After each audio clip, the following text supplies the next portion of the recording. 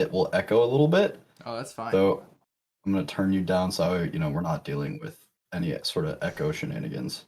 Perfect. Okay, lit. That's perfect. All right. Ready? Ready? Okay. Welcome to the Chick and the Duck podcast with myself, Rye, and my brother Micah. And today we have a special guest, Mr. Almond Joy, Tanner Allman. Welcome, Tanner. Thank you for being on. Happy to be here. Before we get into who you are and all your stuff, how is everyone doing? Micah, start with you. How are you doing today? How's the week? I'm doing good, yeah. What have I been doing this week? We're about to go up to the mountain this weekend, so I had to get a bunch of stuff. Jackson knows how to snowboard. No one else does, but we're all gonna try snowboarding. Oh, okay. That's lit. Yeah. So I had to get like goggles and stuff, and because we didn't have like anything here. Mm-hmm. And then what else? Oh, Brighton hooked me up with a new job. So currently started working on that, the branding for his thing. Mm-hmm. Yeah, that's pretty much all I've been doing other than school, obviously. Right, which is not the hardest. Yeah, and then watching movies, stuff like that. Right. Yep. That's pretty much it though. Pretty low-key week. You're going where is it in Utah, I'm guessing, or is it in Nevada? It's in Utah. It's up north. Just a little bit, like 40 minutes. Gotcha. Yeah. It's pretty unique. Obviously, we're in the desert. Mm-hmm. We don't get any snow ever. Pretty much never get rain. But if you drive 40 minutes north for like 4 or 5 months out of the year, snow everywhere. That's wild. That's so nice though. It is really nice. Like you could just take a trip and just go play in the snow. And then drive back and it's like 55, 60.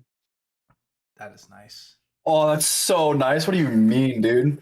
St. George, Utah, man. Holy smokes. Hidden gem. How much is that going to cost you for the weekend or whatever? It's like 63 for lift ticket and rentals. Okay. That's not bad. Yeah, it's not bad. It's pretty cheap, and then it's like evening, so it's like after 4 or something like that. Okay. Which makes it even cheaper. It's kind of sick. Plus whatever we bought, so I spent like $30 on goggles, and then I think like $5 because we bought like a 4-pack of like gator, like neck gator and everything. Oh, gotcha. Nice. Yep. That's way cheaper than like Meadows and Ski Bowl. Like Oh, rentals yeah. there Way are like cheaper. hundreds of dollars. By Like a lot, the yeah. pass to go for a day is $100. You know, like Oh yeah. Yeah. that's crazy. That's so nice. It is way cheaper. Sweet. Tanner, how's your week been? What have I done this week? I'd pretty much just job hunting and going to the gym. That's been my life for like the last month. Just especially this last week though, because it's like, okay, by the grace of God, I was able to make rent for February. We're in crunch time. I gotta get a job so I can make rent for March. And so it's been applying to a lot of jobs, going to the gym, because that's pretty much the only thing I've got going. I started playing Spider-Man on PlayStation again. That's a great game. I went back into God of War Ragnarok and I beat a couple endgame bosses that I didn't know existed. God of War Ragnarok. Great game. Yeah. Man. Top 5 game of all time for me. Wow. We're not talking about that, but like dude, God of War games. Try it out, guys. Try them out. Be a gamer. What else have I been doing? Been playing a lot of Magic the Gathering. I had a notification on my computer. Been playing a lot of Magic the Gathering. Youth group with my church. Last week we do 2 different youth groups. One of them is specifically an outreach youth group event where we don't have any sort of Bible study or anything like that. We just have like fun and events. because we live in a like Sandy's a really small town. It's like a small hick town, and there's nothing to do. And so we have made this opportunity for just like kids to come hang out and chill. That's cool. And so last week we had like 25 kids, and that's like the most we've ever had, even for our youth group. Like in a small town of like 11,000 kids, a church with a youth group of 25 kids was actually really good for us. So that was super fun. We had a dodgeball night. We just played dodgeball literally for like 2.5 hours, 3 hours or something like that. It was super fun. Nice. Yeah, it's been the last week for me. Video games, gym, and youth group, pretty much. Sounds like a good week. It sucks not having a job, but like, dude, I'm kind of enjoying it. Yeah, you gotta like kind of enjoy it. Yeah, exactly. Do what you can, you know. You gotta make money, but like, you gotta kind of live life, but also like work. Yeah, I think that's a part of living life, but I could be wrong. Fair. Who knows? And that's what the Bible says, you know. That's what like half of Proverbs is about, but you know. Whatever. We don't listen to that, I guess. Wisdom literature, no thanks. I'm already wisdomous enough. That's going in the quotes. I'm already wisdomous enough. Hey, you know. That's going in my quotes. That's great. I'm glad to make it there. Actually, what I said to you, I told Micah what I said to you about what was it? Paying for something. This Phineas and Ferb coming out. Our conversation. We won't say exactly what it was, but when I said, "Oh, I pay way less for that," yeah, that was hilarious. That was so funny. One of the funniest things I've ever said. I remember like actually like laughing out loud for a solid 5 minutes at that text, and like, you know, normally when people are like, haha, that's so funny, you just sit there and just go, did you get that nice exit? No, I like laughed at that one. That was hilarious. Yeah, it was good. My week, what have I done? I started keto. Ew, why? I'm trying to lose weight. I've lost calorie deficit, not keto. Well, I've lost 10 pounds in 5 days, so that's unhealthy. I feel great. I'm eating a lot. I eat a lot. And I'm working out too, so my man. Okay. The thing is, it's not a long time, a full, you know, it's not for everything. It's a kickstart kind of. You lose weight quicker. Some people think it's unhealthy. You can you can do it in a healthy way. Obviously, you're not eating certain things that you should eat. Carbs are good for you, but I'm eating little to no carbs. But it's not forever. So, good. But it's scientifically proven that keto over a long period of time is bad for you. Yeah, like you shouldn't do it forever. Like I've done it before, cool.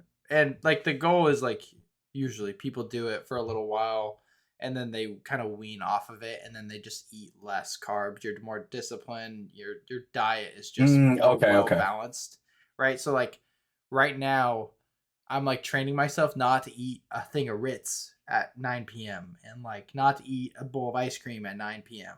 Right? I'm not doing that.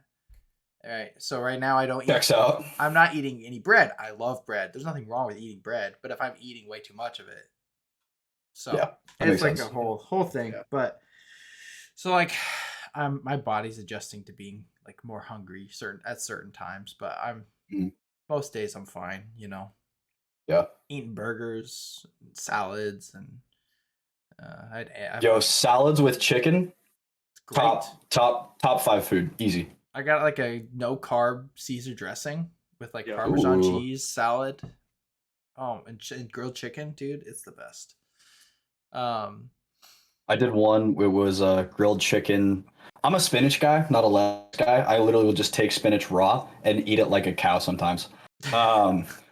But no, I grilled up some chicken, threw some garlic seasoning on there, a little bit of, it's called like a secret seasoning. I don't know. It's like salt, Italian seasoning, and a bunch of other seasonings just combined together. I don't know. Did that on the chicken, spinach, feta cheese, and then some sriracha ranch. It was like 375 calories for like a fat bowl of salad. It was lit, dude. That's sweet. That's so nice. Yeah. I've been like finding different things and different hacks and stuff. My uncle also told me, because my uncle's doing it, my dad's doing it, my cousin's doing it. Palmer, Micah. I heard about that. And my uncle was over at my apartment, like having me try on stuff for my cousin's wedding because I'm in the wedding. Mhm. And he was like, do keto, do keto, do keto, right? And I was like, maybe we'll think. He's like, if you eat lunch out and like you spend money, like McDonald's, and you get something without a bun, because you get burgers without buns, things like that at different Mhm. restaurants and stuff. If you do that at the end of the week, you send me how much you spent and I'll Venmo you back. And I was like, done. I'll do it. I'd sign up for that in a heartbeat. What? Oh yeah. That's a deal and a half. So that's been, keto's been fine. Like, I'm sometimes more hungry, but like I'm chilling. I've had good meals, but That's just calorie deficit in general. You're just hungrier. yeah. So Yeah. I booked a trip to Vegas in Hey, dude. April. I just realized, Mikey, you should pull up in In April. April. Yeah. It's a couple weeks before you graduate. Something like that, because it's for my cousin's bachelor party. But then this Friday, Brighton, Tanner, I don't know if you know Brighton, but I've heard the name, of course. Yeah, he's been on the pod. Yeah, exactly. His birthday is the 17th of February, and we're surprising him. Like us, Jenna and I, and a bunch of friends, like couples, are throwing a surprise party ish for him at Michael Jordan's Steakhouse at ALNA. So I'm pretty excited for that. It's gonna cost a lot, but Yeah, it will. but it's whatever. Yeah, I think that's all I've been doing. I've watched a lot of movies this week. I've just had the time. Yeah, you did. I've just been blowing through movies, dude. It's been crazy. So yeah. Tanner Allman interview. That's you. So that's me, right? First of all, we'll ask, who are you? So just, you could share anything about yourself. You can plug anything you want. Twitch.tv/AlmanJoy, ALLMANJOI. I'm at like 250 followers. Get me to 300. W. Trying to think. Who am I? Huge nerd. Major nerd. Pretty much everything I do in my life is nerdy. Like, the only stuff that like isn't is like weightlifting and church stuff. Every other aspect of my life is super nerdy. Magic the Gathering, I'm into that. It's it's a crazy card game. It's super fun, super expensive. One of my, to put into perspective how expensive it is, I was talking to one of my roomies today, and I was like, oh yeah, dude, like, I want to buy Magic cards, but like, I just, I don't have a job, so I'm not going to. And they were like, well, you could sell your Magic cards to make rent. And I was like, if I sold one of my decks, I could pay rent and a half. Yeah. Wow. Yeah, dude. No, like, this is like this is years of hobbies. This is years of collecting, years of spending money. Mm-hmm. And like, yeah, it's stupid expensive. Video games, I stream. I love video games. Super nerdy. I've been on a huge anime kick as of recent. My Hero Academia. Don't know if you guys have watched that. If you guys haven't seen much anime, My Hero Academia is one that I think you two specifically would enjoy. It's basically superhero school. And so 80% of the population they're called quirks. They're superpowers. But they're like, you have to learn how to use it. So like the main character has a quirk that has essentially super strength, but his body isn't used to using it. So when he uses the super strength, he shatters every bone in his arm. Oh my goodness. And so he has to learn like how to ready his body, how to like stabilize the quirk, how to like figure out the balances and the drawbacks and that sort of stuff. There's one guy that has fire and ice, and when he uses too much of the fire, his body overheats and it can like start to shut down. When he uses too much of ice, his body starts to freeze and shut down. Interesting. And so he has to learn how to balance like in using both. And so it's a superhero society, and it gets really crazy, really deep. It's super fun. I think you guys would actually really enjoy that show.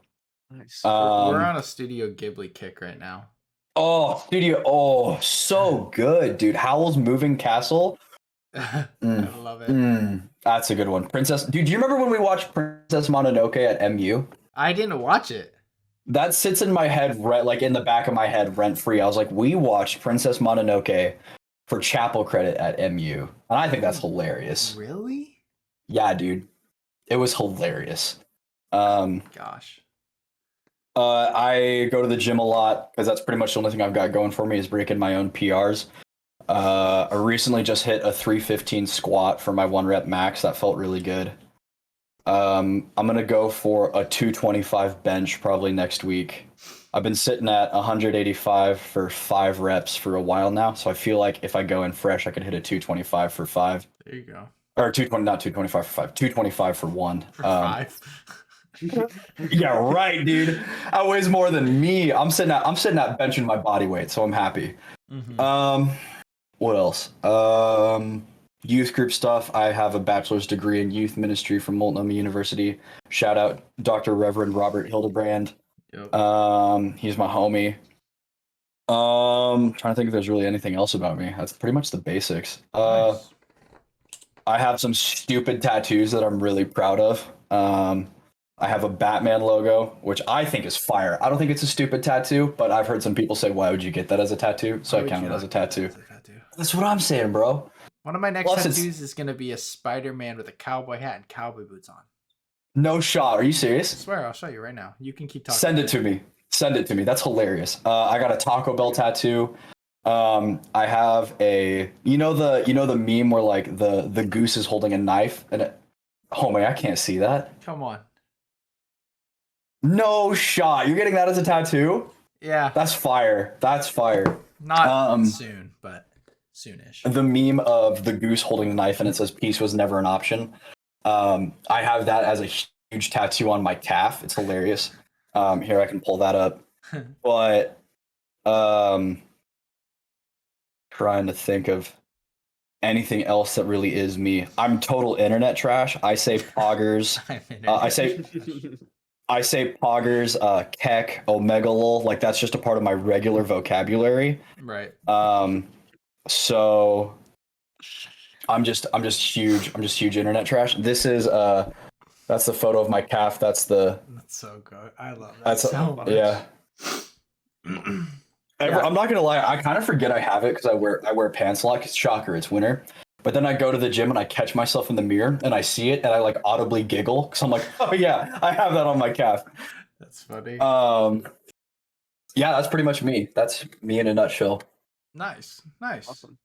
Micah, Tanner and I were talking about when he was gonna come on because he always says that he's a silly goose, and so we have the episode has to be like the chick, the duck, and a silly goose.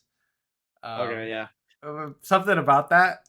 Like you could put the tattoo on it or something. It'd be funny. Yeah.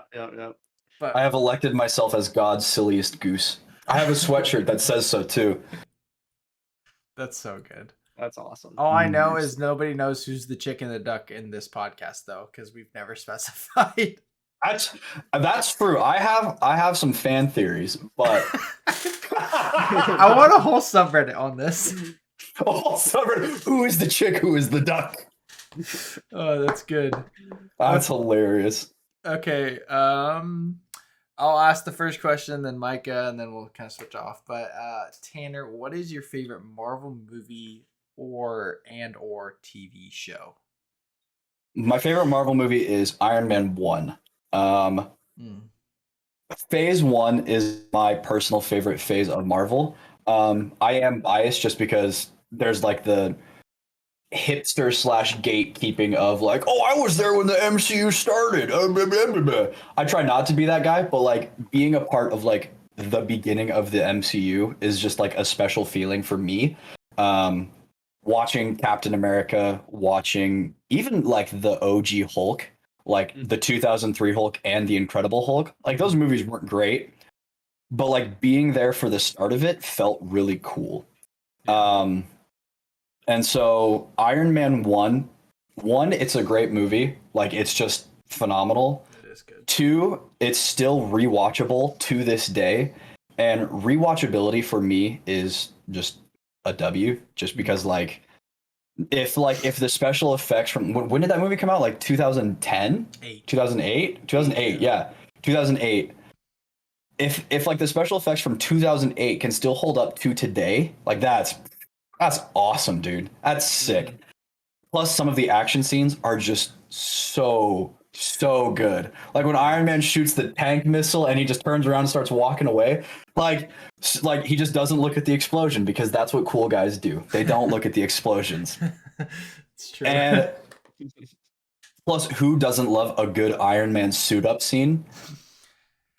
And Iron Man 1 has the best suit up scene where it's like shows every individual piece, every part, the mask folds in, the lights turn on, and he takes off, and you're just like, oh yeah, this guy's cool. Right. Yeah. That's a For great me, movie. it's in my top 5 movies of all time. I know we're talking about our top 3 movies of all time later, but it's in my top 5 movies of all time. That's fair. I completely understand it. As for my favorite Marvel TV show, I've actually only seen like 2 or 3 shows. I've seen Moon Knight, WandaVision, and like 5 episodes of Loki. So I haven't seen a lot of Marvel shows. I really liked WandaVision. I know a lot of people don't like it, but I really enjoyed it. The twist at the end with Agatha is super sick. Getting to see Wanda at almost full power is really cool, because I personally think she's like top 3 strongest Avengers ever. That's another conversation that I'm sure you guys have talked about. I don't know if have we talked about No idea. I mean, probably brushed over it casually, like this kind of. not in deep. Yeah, fair.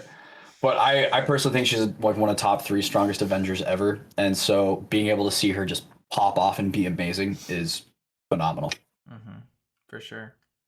It's a great show. It is. You gotta watch the last episode of Loki, dude. Apparently it gets nuts. And like I got to the point where like it started to get crazy, and then I just stopped watching it, and I was just like, I'm really bad at finishing shows.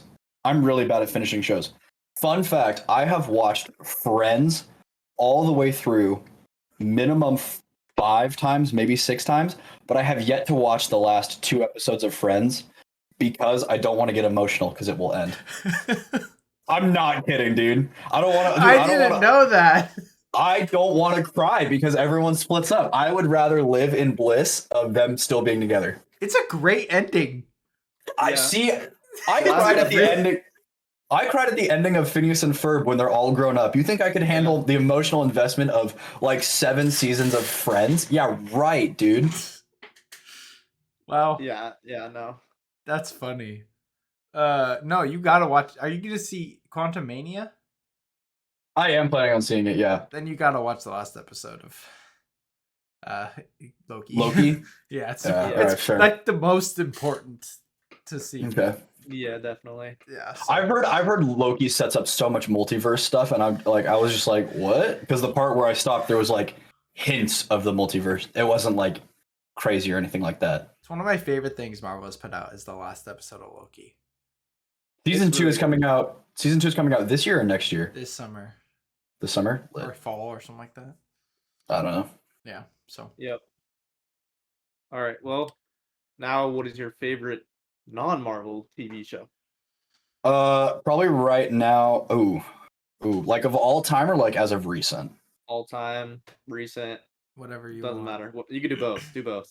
Recent is My Hero Academia. I watched up to like season 6 is still airing right now. I watched all of it in like 5 days. Like I just started tanking it. And so I'm caught up to where I think there's a new episode coming out this week. And so I'm really stoked. They're doing like some crazy stuff in the show. If there's anyone who is watching My Hero Academia, they know what's going on, and it's bonkers right now. And yeah, so that's my favorite as of recent. All time, That's tough. Probably it's a tie between Teen Titans and Avatar: The Last Airbender. I think I would have to say Teen Titans just Teen because Titans Go? Like that? no, The old one. The old Yeah, okay. he gets it. He knows what's up. Teen Titans Go. Get out of here, dude. Get that out of here. But like OG Teen Titans, yes, that's the one I'm thinking. just Teen Titans Go is just the new little animation. Oh yes, no, the OG Teen Titans. Yes, I know what you're talking about. Yeah. Just because like Slade was one of my all-time favorite villains, and he's only grown to be one of my favorite villains. The Red X arc is one of my favorite arcs in any TV show ever. Superheroes I just love. I personally am a bigger fan of DC than I am Marvel, but DC has been done so dirty on movies. Mm-hmm. Yeah. They've been done so dirty on movies. Hot take, Black Adam was way better than people give it credit for. I disagree with that, but it was good, but like not. I don't know. It was The Rock, dude. No, it was Dr. Fate. What do you mean? He stole that whole movie, I'm bro. saying the reason it Dr. wasn't Fate good was was The Rock. I liked The Rock as Black Adam. Actually, I actually thought it was really good casting. Yeah, I think it's hard. I think we talked about this. Yeah, it's we good did. casting, but you got to leave the Rock alone. Like he's just The Rock. He's too much of himself to play any. That's understandable. Character. That's understandable. Because it was good casting. He's big, and I mean, yeah, he fit it really well. He's just too high profile. Yeah. Yeah. That's, okay. Dr. Fate. That's understandable. Dr. Fate was amazing. Like he was so good, dude. Yeah, he was insane. There were a couple parts where I was like, okay, this feels like a ripoff of Doctor Strange, but then there were some scenes where I was just like, super sick. Yeah, Dr. Fate was awesome. He was the best part of that movie. He carried by hard, far. Yeah. So yeah. By far. Yeah.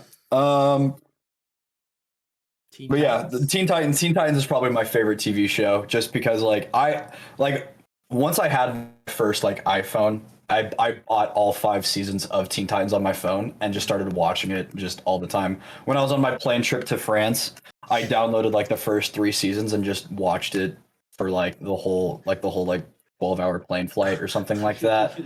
I think I watched 2.5 seasons or something like that. Yeah, it was just fun. It's just a great show. It is really good. I remember watching it. Yep. I know this answer, but oh yeah, the people don't, and Micah doesn't. What is your favorite Disney movie? All right, clench your butts. Treasure Planet, 2002. Treasure Planet, amazing. First movie I ever saw in my life. Huge impact on my upbringing and my view of life. I never realized that until I rewatched it in college. Every time I watch Treasure Planet, I just start to reminisce on my childhood and simpler times. And geez, I'm getting emotional just thinking about it. But every aspect of that movie has some sort of impact on me. The freedom that Jim Hawkins, wow, that was embarrassing. Spaced on the name for a second. The freedom that Jim Hawkins craves and the rebelliousness that he goes through. I like to imagine that was what I was like in high school. It's not, because I was a church kid, good boy. My rebelliousness was staying up late and playing Xbox when my parents were asleep, rather than going and breaking the law. And so I wasn't angsty or edgy like him or anything like that. I just wore black and didn't listen to my parents. That was so edgy. But Jim Hawkins as a character was just one of my favorite characters. And then the relationship that he establishes with Silver. Father-son stories are a huge emotional just grab for me, primarily because of this movie and my father in my life. I'm really close with my dad, and he's been a huge impact on me, and he has been the best father, I personally think, and I love him dearly. And so a father-son story in any movie just makes me cry. And so one of the tattoos I plan to get is I'm gonna get "You're gonna rattle the stars" on my collarbone. That line is one of the most beautiful things I've ever heard in any movie ever. Um, it's just when he sits there and he's like, "You've got the makings of greatness in you. One of these days, when you cut your ropes and let your sails fly, I hope I'm there catching some of the light off of you." Mm. I cry every time. Every time, dude, just on the spot. I'm done, toasted. And That's great. plus, it's space pirates. Mhm. Come on, what's not to like? It's Like, true. at the end of the So day, good. without the emotion, without all of the backstory that I personally have in it, it's space pirates trying to find a planet of treasure. What's not to like? I don't know. It's a great movie. Yep. Phenomenal movie. If you haven't seen it, go watch it. It's one of the most underrated Disney movies of all But time. I would say it is the most underrated Disney movie. Mike and I have the consensus that the most underrated is Brother Bear, but Treasure Planet. Ooh. Go rewatch Brother Bear and come back. I will. I will actually. Brother Bear is good. Brother Bear is good. That's my favorite. It's my. That's I don't remember. it's It's a my good favorite pick. Disney, I think, or up. It's up there. I don't remember exactly. But yeah, Nice. That's a Treasure great. Planet. That's a great answer. Appreciate Super it. underrated. All right. Now your top 3 movies of all time. Number 1, Treasure Planet. Already talked about it. Number Yep. 2, Hot Rod. Andy Samberg. So good, dude. That started my love of Andy Samberg, and then I watched Brooklyn Nine-Nine, and I was like, this is just more Andy Samberg. This is great. Yeah. Hot Rod is also a father-son story, and I didn't really think of it like that until I rewatched it, and then I was like, oh, this kind of is. But then he starts beating up his dad, and it's hilarious. But like Hot Rod is like it's so comedic, and like it has this build up, and then it cuts really short and it like does something like when he's going to jump the pool. Like there's the dramatic music and the build up, and then it cuts to just like the puttering of the motor, and he just falls straight into the pool. Oh, dude, it's so funny. I used to be able to quote it front to back. I watched Hot Rod 30 times in one summer. And so that's a movie that I could quote 30 times in one summer. It was like 2.5 months. I watched it 30 times. I used to be able to quote it front to back. Now when I watch the movie, I can quote along with it, but I can't just like off the top of my head quote it anymore. What the hell? It's one of my favorites. You gotta go to church every freaking Sunday. You gonna bring the demons out of me. That's so good. It's so good. Hot Rod's hilarious, man. And number 3 favorite movie for me is The Batman. 2022, Robert Pattinson, Yep. The Batman. I know, yeah. Trust me, I'm well aware that you guys. Trust me. As soon as The Batman came out, I watched your guys' episode, and we were just like, "Yep." Right there, up there, dude. Yeah, trust me, that poster is sick. That's why I got this tattoo. It's the Batman logo, not any other Batman logo. Robert Pattinson, I think, is the best Batman we've had on screen. I like Christian Bale, but his Batman voice just kills it for me. After watching Robert Pattinson's Batman and then watching The Dark Knight again, Christian Bale's Batman just kind of messes it up for me. I think The Dark Knight is a better movie, but The Batman is a better representation of year 2 Batman. I thought that until I rewatched them both this week, and I think The Batman's a better made movie. Really? Yeah, I've come to interesting. I've come over the last year of watching movies a lot.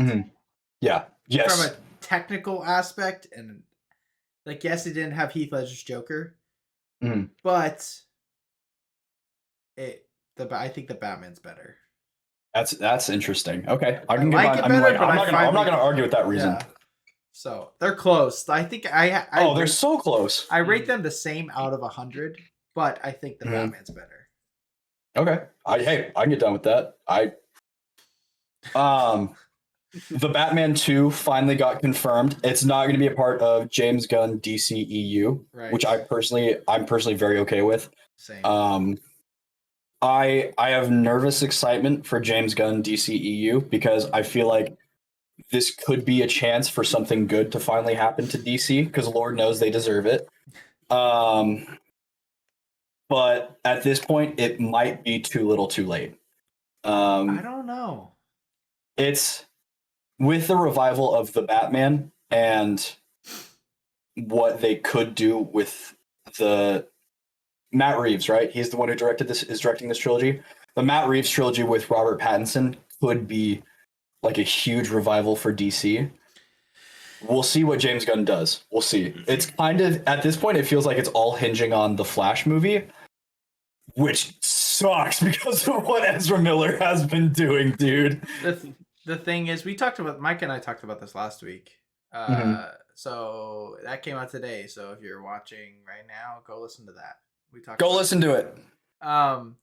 But so the Flash, it matters, but not as much because all the Flashes is just resetting everything. It's Flashpoint. Yeah, and not to mention James Gunn. Micah said this, that it could just be because he's the new guy and he's got to say it's good, but he said it's one of the best superhero movies he's ever seen. Yes, I did read that, and did James Gunn direct Guardians 1 or 2? Both. He directed both? Okay, wow. And the new Suicide Squad. I haven't seen New Suicide Squad because I was so burned by the last one. I was like, I'm not gonna watch this. Dude. But then I heard only good things, and I was like, okay, I guess I'll watch it at some point. James Gunn's great. Like he's legit. Very good. He's legit. Okay, so I thought he directed Guardians 2, not Guardians 1. He did 1. Okay. So if he says The Flash is the best superhero movie he's ever seen, and he directed Guardians 1 and 2, that raises my hopes a little bit. Because Guardians of the Galaxy 1 is one of my all-time favorite superhero movies. I watched it 3 times in theaters. Agreed. It's so good. Mm-hmm. Okay, Tanner, you want to know what James Gunn has directed? I think there's a couple things that you're not going to know that's like... Definitely. Okay. That'll convince... So obviously he's done all the Guardians. Yeah. And he's done like the special. He's done Suicide Squad, which Mike and I have seen. And then I'll name 3 other things. I've seen it. Mike has seen it. The Belko Experiment is directed. No idea. It's like they basically shut down like an office space, and it's like Hunger Games. So they're like everybody's got like chips in their head, and they're like, you guys can decide who you want to kill. If you don't kill anyone, we'll kill like 5 people. We'll explode their heads. Oh, it's legit. One person left. Yeah. He didn't direct it, but he like made it. He was producer and stuff. But he did direct, or not direct. He was a huge part of like the creation of both live action Scooby-Doo movies. Oh, okay. And so that's fun fact. What? Go ahead. Wasn't allowed to watch those because they had monsters. My parents were like, "That's satanic." That's crazy because we were allowed to watch Dad, it. I love you. Mom, Dad, I love you guys, but come on, it was Scooby-Doo. We just weren't allowed to watch like wizard stuff, like Harry Potter and Wizards. Me neither. Yeah. So I wasn't allowed to either. Only time I was allowed to watch Harry Potter was when we watched it as a family, and then we talked about how it was not religious and fake afterwards. But you watched Lord of the Rings, I'm guessing. Dude, Lord of the Rings, Star Wars, what was it? What are the other top 3? Lord of the Rings, Star Wars, Narnia. Yeah, those 3. Do not recite the dark magic to me, which he literally says it. What do you mean? Come on. Yeah, dark magic. It's so funny. The force is in all things. It's the Holy Spirit. Come on. But expecto patronum is sin. Right, sorry. Christian parents in the 2000s are hilarious. Facts. Funny. I mean, do you want to know why? Like, there's actually been some research, and I've like looked up some of this stuff. Okay. It was because of the satanic panic in the 90s. Yeah. Yeah. When Dungeons and Dragons started to come out, when Magic the Gathering started to come out. Rock music.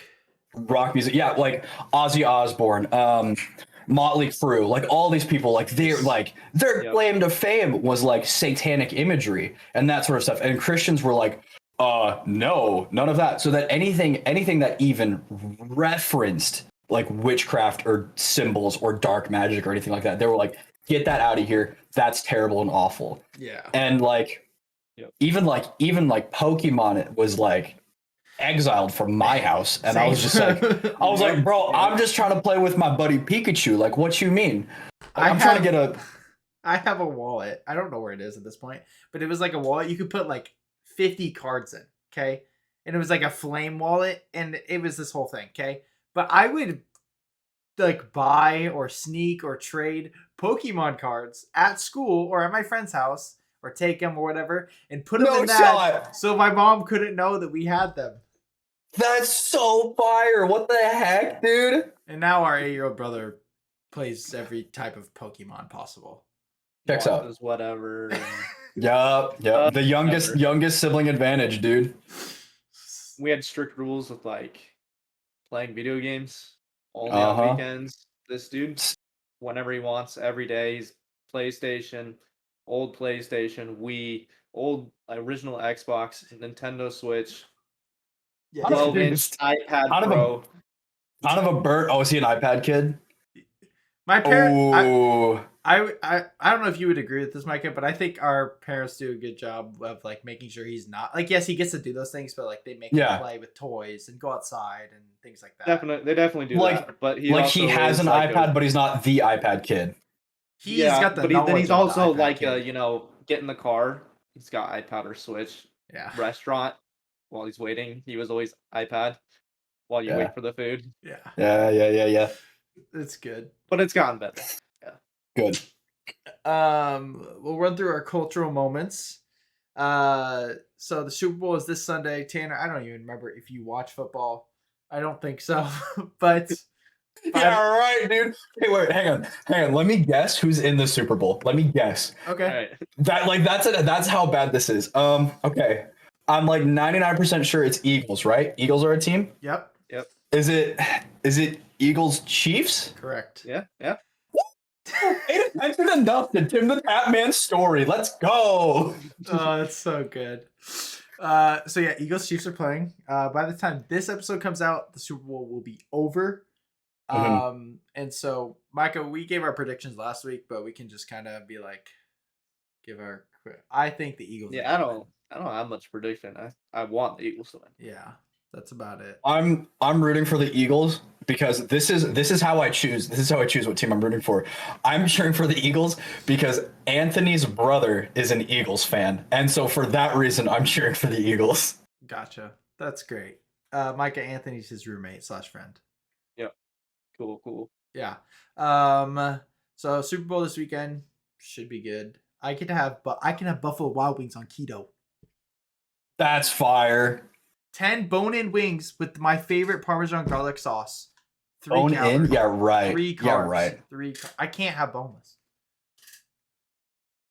That's why keto sucks. I didn't say it was great, but it's working. So hop off. There you go. That's what matters. It's working. Go off, King. All right. Trailers. Tanner, you told me you didn't watch them. That's okay. Oops. OBX season 3 trailer. Micah, thoughts? Magic. Did you see that? No. You see that outrage? Yeah, there's like a scene when they're like, because obviously they're looking for the lost city of gold, right? Yeah. It's like the steering of the series. Mm-hmm. Yeah, they pick up like an idol and it's got glowing eyes, like purple glowing eyes. Oh. And so people are like, Riverdale. No. And like, it's Riverdale's gonna be really, bad. Really, really bad. People are like, it's just gonna end up being stupid. Hopefully not. The stakes always seem to be added. Their acting is getting better. Like, yeah, I don't know if I agree if there is some sort of magic implemented. Just because there's glowing eyes doesn't mean a whole lot. There's No, glowing eyes in National Treasure, but it's not magic. Exactly. It's just like a ancient treasure thing. I just really hope that they don't like get there and then awful CGI skeleton pop up and like conquistador, like Spanish conquest armor, and Right. these teenagers from North Carolina start fighting them. Yeah. John B's like, I've been training jujitsu for the last 7 years. Exactly. Yeah, I don't know, it looks good. I don't think that will happen. The creator's I pretty don't- good. So Yeah, it is. Guy Ritchie's The Covenant, starring Jake Gyllenhaal. Just looks good. Jake It'll be good. Gyllenhaal's legit. Yeah, he's good, so it'll be good. Yeah. Netflix's animated series Agent Elvis, starring Matthew McConaughey as the voice of Elvis. So I didn't see anything about this. That sounds so weird. It looks great. So I'm curious to like look at it. Yeah. It looks fun. And then The White Man Can't Jump first look came out. It was like a 30-second clip. It's gonna be very dumb, but Probably, yeah. okay. Ant-Man and the Wasp had their world premiere Monday night. Quantumania. Nice. So I have written down some people that went and saw it and their first reactions to the movie. So I'm gonna read them and then we're gonna react to them. This person says it's the best of the trilogy, higher stakes, dangers, and repercussions. It's also got one of the best MCU villains in Kang. As soon as Jonathan Majors comes in, it's his show. He's scary, lean, mean, multiverse, big bad. Also, 2 cool post-credit scenes. I hate the second post-credit scene because you got to sit through like another 20 minutes of credits. Ugh. It does suck. Okay. I just low-key just go on the internet and just be like, what's the last post-credit scene? Hate me, I don't care. Right. I No, yeah, I for don't sure, care. honestly. I sit through it, but out of principle, not because I want to. I respect that. Scary and shocking game changer. Marvel is back with a fun, wild adventure. This isn't just another superhero movie. It's one of the great sci-fi films. Wow, a fitting end to the journey, while also setting up what's next in the MCU. Phase 5 has begun. The new Ant-Man movie is a psychedelic roller coaster full of frightening and hilarious oddities, plus one very menacing Kang. It's a big Star Wars vibes meets the MCU at its freakiest and most inventive. MODOK is a riot, and Jonathan Majors conquers. Kicks off Phase 5 with one of the MCU's most fascinating entries. The movie is Star Wars meets Ant-Man, and I dug it for the most part. Jonathan Majors demands your attention and absolutely shines. Big implications for the future. And the last one, it was awesome, visually insane. The story is great. Kang, Jonathan Majors stole the show. The best Ant-Man film. An exciting ride for Marvel fans, and the post-credit scene will make you jump out of your chair. I like obviously they're not going to necessarily say anything like super, super bad, but like, Of course. it sounds really fun. They sound The a hype lot sounds more legit. tame. Huh? What, Mhm. Micah? They sound a lot more tame, Like, it's not, Yeah. oh, it's the best movie ever. It's like, which is pretty much every Marvel but I reaction trust as of this late. more than like, Yeah, Yes. 100%. everyone being like, oh, it's amazing. And it's like what I expected too. They're like, Kang's awesome. Well, hey, Everyone was Jonathan looking forward to Majors, Kang. I was expecting that. Visually stunning. Well, they're in Quantum Quantum Realm. Realm. I was expecting that. Like, Mm. so everything they're saying is like supported by what you already thought Yeah. it would Yeah. be. So I think it will be good. I think it'll be a good, great entry. Yeah. I love that they're yeah. comparing it to Star Wars. That's It's That's just interesting. It's just It's interesting. gonna be unique visuals, right? And all these like true. that things that like feel like way off, right? I You know? think Kang's army is going to feel like Stormtrooper Darth Vader vibes, that too. Oh, 100%. which is going to Yeah. be cool because Darth Vader is the greatest or top 2 greatest villains. Yeah, 100%. No, I'm I excited. agree with what Micah said. Like the expectations they set, it seems like it meets that, like those specific expectations, and then makes it better. So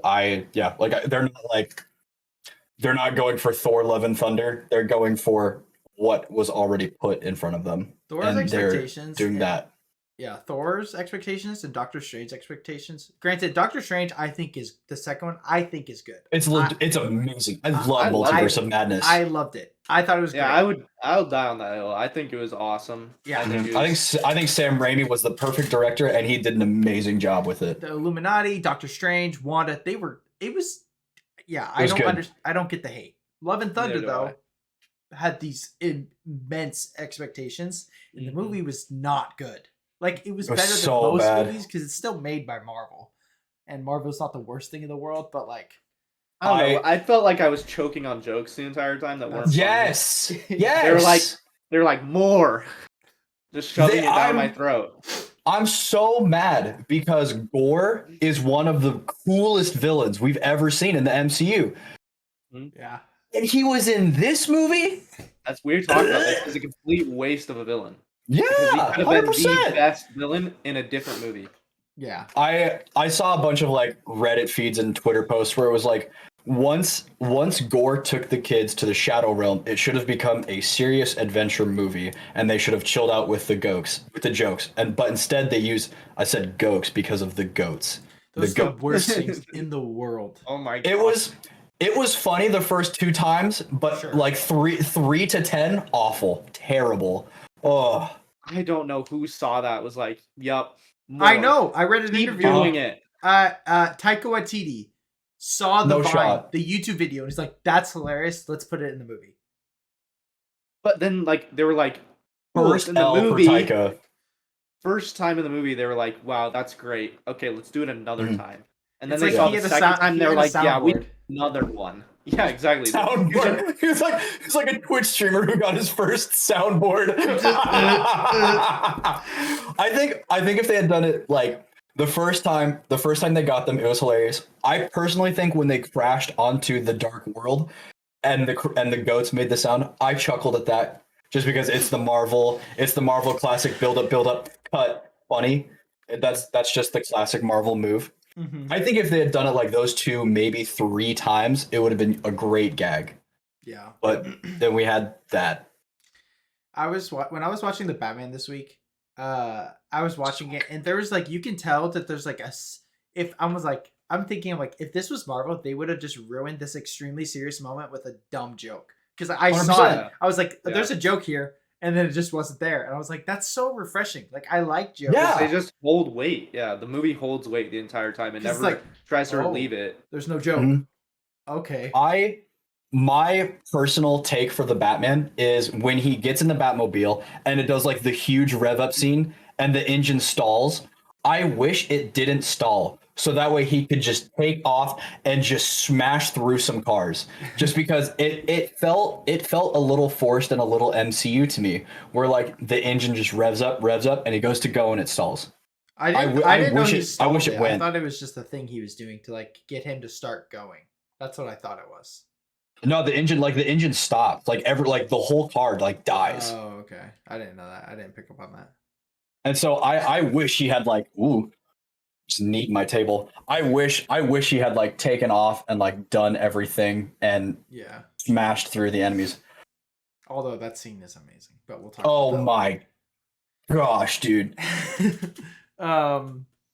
So good. So I expectations of the MCU are like lowering, Mhm. which will make the movies better again. True. That's a good point. Like Ant-Man, everyone's expecting it to be good, but like not Mhm. amazing. But I think that it could have the potential to be amazing because of that. Guardians. Plus, who doesn't love Paul Rudd? Guardians is a different story. Track history with James Gunn. Everyone's expecting it to be really good. It'll be really good. Like there's not going to be like a miss. The Marvels is what's interesting because everyone's going to be like, this is going to be trash, but it could end up being good. You know? Fair. Depending on who's actually writing the story.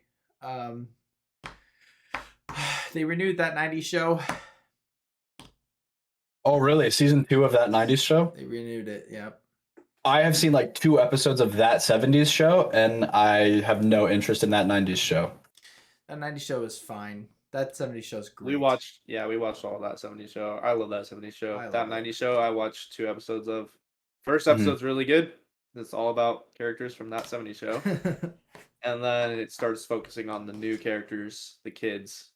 And it's not They're that just good. bland. It's Disney Channel writing. Yeah. Ooh, And that's quality. tough. Yeah, it's pretty disappointing. So Yeah. I can't believe it got renewed. Same. Honestly. I'm shocked. Especially because Netflix is notorious for not renewing anything. Right. Facts. It's so true. Okay, A24 feature film.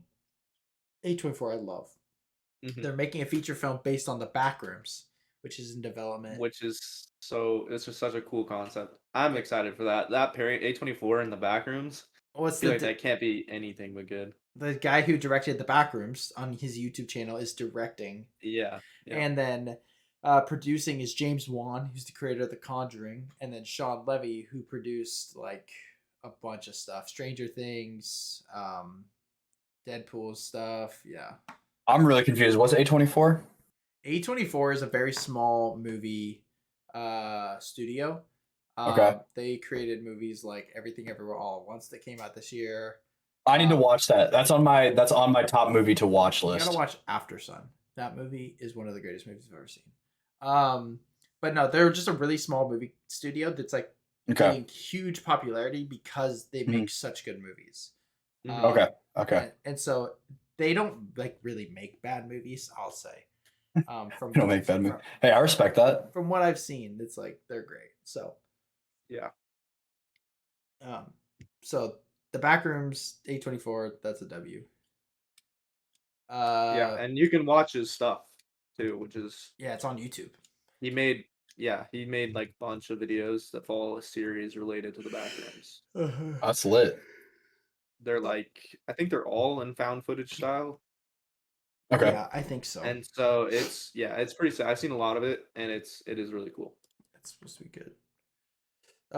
Yellowstone is set to end with a spectacular conclusion, and Matthew McConaughey is in talks to star in a new series that will continue the franchise. What are your thoughts, Micah? So I haven't seen Matthew McConaughey would be a super, super sick addition.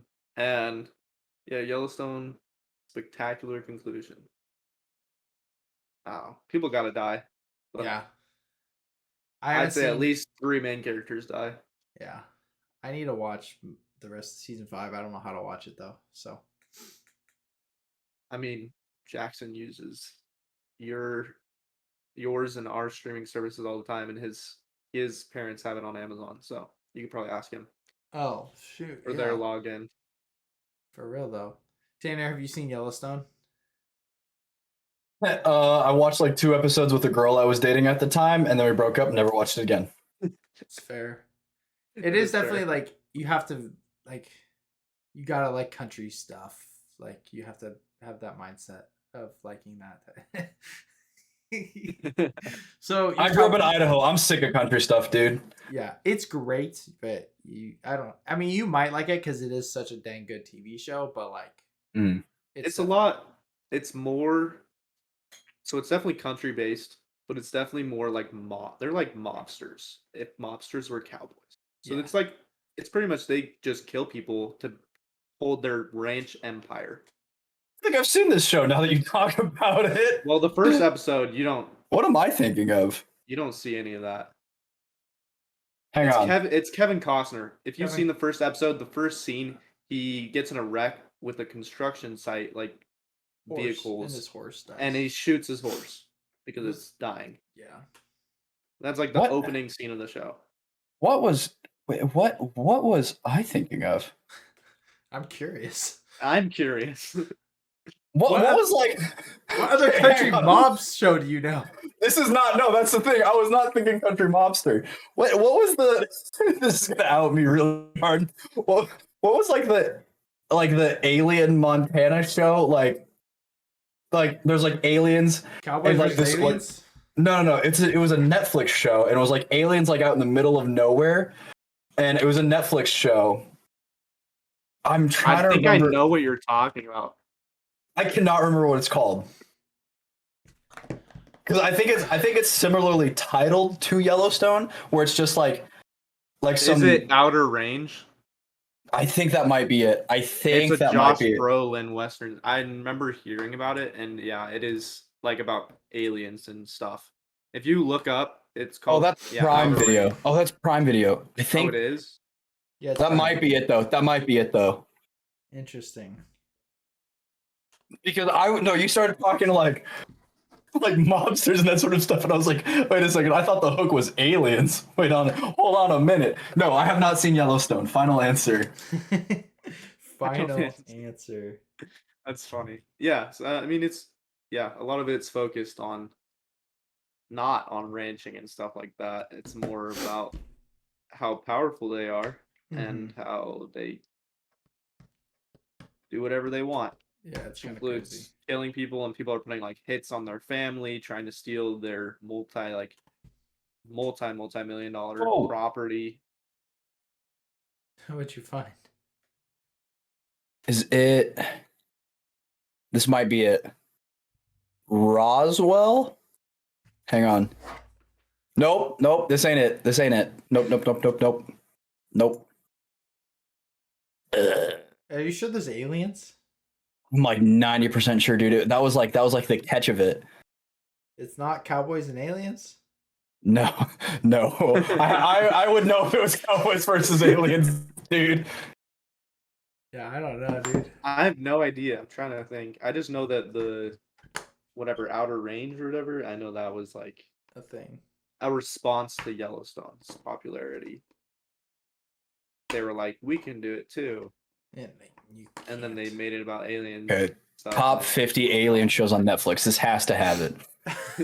Like, you'd be surprised, actually, how many. You know what? That's fair. Alien shows are on Netflix. Cowboy show Netflix. Oh, Roswell, New Mexico, the 2019 version. Yes. This is it. Yep. Okay. Yep, that's the one it was. It was called. She was like, "Oh, have you seen Roswell?" And I was like, "No, I have no idea." And I was like, "Okay, whatever." So the original show that I looked up was called Roswell. The new reboot version that started in 2019 is called Roswell, New Mexico. Okay, so It looks interesting. It was whack, dude. First two episodes, like the end of the first episode, they were like aliens, and then like episode 2 got really weird, and then I never watched it ever again. Well, I can't say I'm gonna watch it, so. Don't. It's weird, bro. That's strange. Oh no, why Roswell, New Mexico won't return for season 5 at Netflix. Dang, tough, crazy. It made it through 4 seasons. Oh. That's either really, really good or really, really bad. You never know with Netflix. Also, it's very true. It means people are watching it. That's the sad part. Based on the looks, it's got to be really bad. But yeah, it looks terrible. 4 seasons, so who knows? Okay. Trailers. If there's any reason to watch the Super Bowl this Sunday, it's the trailers. That's the plan. Okay, trailers coming soon. We got Fast X, the last Fast and Furious movie. I hope. Never seen a Fast and Furious movie. Well, the first one's good. I'll tell you that. That's what I hear. Fast it's about racing and all that. It's about cars, and now they're like superheroes in space. Yeah. Guardians Volume 3. Oh, is that first trailer airing for Super Bowl? It's the second trailer. It is. It's first full trailer, right? I thought they had a full trailer. I thought it was like just pieces of stuff, and it had no like actual storytelling and stuff. No, it did because it was about Rocket. Yeah, but it was like pieces. I don't know how trailers work. It was like cutting, and then it was cutting, and then it was cutting. I don't know how trailers work, so. Yeah. Okay. I think it's the first like full actual style trailer. Yeah. They'll do Ant-Man and Wasp something. That's fine. Of course. It's the next week is when the movie comes out. So, The Flash. I'm eager to know what's happening with this movie. Same, dude. I need to know. Another Super Mario Bros. That movie is going to be better than what people think. I agree with you. Yeah, it will. I also I'm also not on the anti Chris Pratt train. Like it's not a big deal. I am. Oh wow. I don't like his voice for it. I just don't.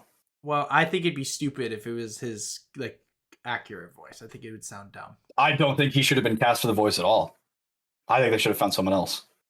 Then again, I really don't care. So my Yeah. bias is so Fair. out of that already. So Yeah, I don't Fair. know. I think I'm probably in the middle. I don't think they needed to either. I don't really think they needed any high profile I think actor or anything to play that. they did not know. I think the voice casting for everyone else is like, dude, Jack Black as Bowser. Yeah, that's like It's that's great. good. That was amazing. In the first trailer that they dropped, I was like, whoa, this is good. Yeah. Yeah. Yep. Little Mermaid. We have a teaser already, but this will be a full trailer, I think. Good. Elementals, the new Pixar movie. Transformers: Rise of the Beast. I'm excited. I'm actually excited about this. I think it's a full reset, by the way. So Transformers universe coming in hot, baby. Indiana Jones: Dial of Destiny. Well, Yeah, I don't think it'll be good. It's gonna be hit or miss. It's probably not gonna be good. I think it'll be awful. Creed 3, I'm super excited for. I need to watch the Creed movies. I love Creed. I'm so excited for this. Micah, do you think the first Creed's better than all the Rocky movies? No, but I think Rocky is the best, but Creed's I think second. Rocky's the best. The first Rocky. Rocky 4 is really good. It is good. The Marvels, I need to rewatch them though. So yes. Rocky is so good. I have a 5-star movie. So the Marvels. I hope there's something interesting, and then John Wick 4. I didn't need a trailer to say it. I was gonna say it, so. Come on, dude. He's gonna kill more people. Right, dude. Best action series of all time for me. Best action series of all time. I love John Wick. It's up there. Yeah, for sure. A valid take. John Wick 1, like the first time you watch that movie, it's hard to recapture that feeling, in my opinion, just because of the absolute craziness that happens, and it's just awesome. Mm-hmm. Yeah, it's an instant. The whole classic. thing's just cool. Mm-hmm. Okay, our top 5. Top 5 this week. This is all because of Tanner. This is the draft. Is this the draft or is this the episodes? This is our top 5. Like not drafting. You just listing. Okay. Perfect. How many did you write down, Tanner? I got 5 episodes and 3 honorable mentions. Perfect. Lovely. Perfect. Okay, that's what we have. I cheated for one of my honorable mentions, but you'll see why. That's total. Did you put the movie? You probably put the movie. I did not. The movie is nowhere on my list. It's great though. Also, are we talking Candace Loses Her Head or Across the Second Dimension? I think Across the Second He's Dimension. talking about second dimension. Yeah. Which was a great movie. Yeah, it was. Anyway, okay. So 3 honorable mentions, then our top 5. Do you want to start, Tanner? Absolutely. Did I say what we were doing? Yeah, you told me. In general. No. We're doing top 5 Phineas and Ferb episodes, and shout out for the 2 new seasons, baby. Let's go. Yes. 40 new episodes coming out. I'm so excited, dude. I'm so excited. You're literally the biggest Phineas and Ferb fan I've ever met. I have been. Oh, dude, I love this. I love this show. I love it. Okay, so my first honorable mention. This is where I cheated. It's the clip episodes where like they do the birthday cliporama. They do the like Doof's backstories. They do the musical countdown. I love those episodes just because it's highlights from the previous season, and you just watch it, and it's just like there's nothing really bad in that episode, but there's nothing phenomenal just because you've already seen everything and you're just enjoying the highlights of the previous season. So I love the clip episodes for that reason. That's fair. It's valid. Micah? All right, man. My honorable mention, my number 8, is gonna be the Lawn Gnome Beach Party of Terror. Oh, that's a good one. Season 1, episode 2. So it's got the nostalgia and the surf contest and the whole thing was just it was so cool. It's one of those episodes that definitely stuck with me. Just top of my head, if you ask me, Phineas and Ferb episodes, I will think of that one. That's a good one. My first honorable mention, I have Phineas and Ferb's Quantum Boogaloo. That's a good one. I'm gonna have to refrain from saying, "Ooh, that's a good one." To like every pick we have, I'm gonna have to try really hard not to be like, "Ooh, that's a good one." Ooh, that's a good one. There's so many good ones. That show is so good. It's a great show. There's so yeah, too many good ones. the older Candace coming in, like it's great. I love it. Mm-hmm. So, Tanner. My second honorable mention is Mission Marvel. Just because once Disney got the rights for Marvel, they were like, who can we do a crossover with? Phineas and Ferb. And it was just fun. Plus, like, the villains interacting with Dr. Doofenshmirtz is just absolutely hilarious. Because they're like, oh, so you're the villain trying to take over the tri-state area. And then they realize how garbage he is. And they're just like, what are you doing? It's so good. And it's just hilarious. Plus, seeing Baljeet as the Hulk is just funny. It's just funny. It is so good. Yeah. I didn't put like the Star Wars or the Marvel ones on there. Like I love them, but they didn't make it. Yikes. I love them though. All right, my next honorable mention, I got Meepless in Seattle. Oh, that's a good one. I know. I don't even. Yeah, this is gonna be so repetitive. It's just gonna be wow. That's a great episode. Every time, no matter what we say. Phineas and Ferb's puns are unreal. Like they're like Meepless in Seattle. That's so good. So good. I love it. So much. My top 5 episodes are pretty much all puns, and it's amazing. That's so funny. My number 7, my second honorable mention is Thaddeus and Thor. It's just like it's the dream. Like their treehouse, it just goes up, and oh my goodness, it's the best. It's what I dream of every single night. I just wish that I could build something like that, and I could press a button, and it could. I got the Burj Khalifa or whatever, the tallest building in the world, and yeah, it'd be so sick. So I love that episode. Mm. Number 3 honorable mention for me is The Beak. The Beak. That's the one where they become the superhero. Yeah. And so they start out trying to be like an extreme skateboarder, and it's hilarious when they were like, so we need more Bulgarian folk dancing in the lower half. Oh, yeah. less Bulgarian folk dancing. Oh, I thought we were on the same page here. Oh, my bad. Wow, geez, you should have said something, Ferb. So good. Plus the intro song, once they make the beak, and the song is like Yippee Ki Yay or something like that, bro. The guitar riff is one of the hardest guitar riffs you'll ever hear in your whole life.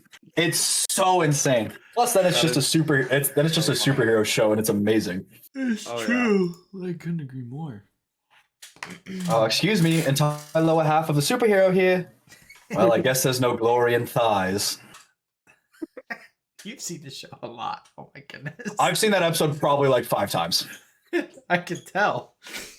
That's hilarious. That's so good. My last honorable mention, I have Gaming the System. When they created the video game, obviously I love video games, so this one just hit. What is there not to like? Right. That's nothing not to like about the entire show. So that's what makes this hard. That's true. It's called Jump and Duck. What's not to like? Is there any applications to real life? Duck. I'm gonna have to not quote. I'm gonna try to not quote. That's gonna be the hard part. All right, I'm done. Okay. My last one I'll mention is Summer Belongs to You. Where they kind of go almost on my list. Yeah, they go kind of all around, and they create the best summer day. You know, chasing the sun. Uh-huh. Do you know the insult that they drop in that show? Like the Easter egg insult? No. So when they get stranded on the island, Phineas starts digging on the island, and he's trying to find stuff to make, and he pulls out a sea star and a sponge. And he goes, look, we have a sea star and a sponge. We could make "Oh, you can't make anything good out of this," and he throws it. And it's a dig on SpongeBob and Patrick. It's so funny, dude. Oh god. You can't make anything good out of that. That's hilarious. Oh, I so haven't seen Phineas and Ferb in a while, and so that's man, that's amazing. That roast lives in my head rent free. No kidding. Into our top five. I think I'm gonna make a quick flip. I'm gonna put my number 5 as the Star Wars crossover. Because there's so many jokes from like episode 4 to this episode that are just so funny and tie in so well. Like when Darth Vader Darth Vader throws some stuff away and like they go into the trash can and then the trash compactor starts to close. Mm-hmm. That's hilarious. I don't know. And plus just seeing Ferb as like Darth Maul is amazing. Oh god. Amazing. Yeah, it's just quality all around. It's a great crossover episode. I agree. Oh yeah. I agree.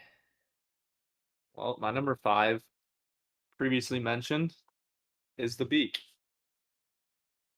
It's Good stuff. Nothing more to say about it. Dude, Talk about one of the best superhero origin stories. Oh yeah. Facts.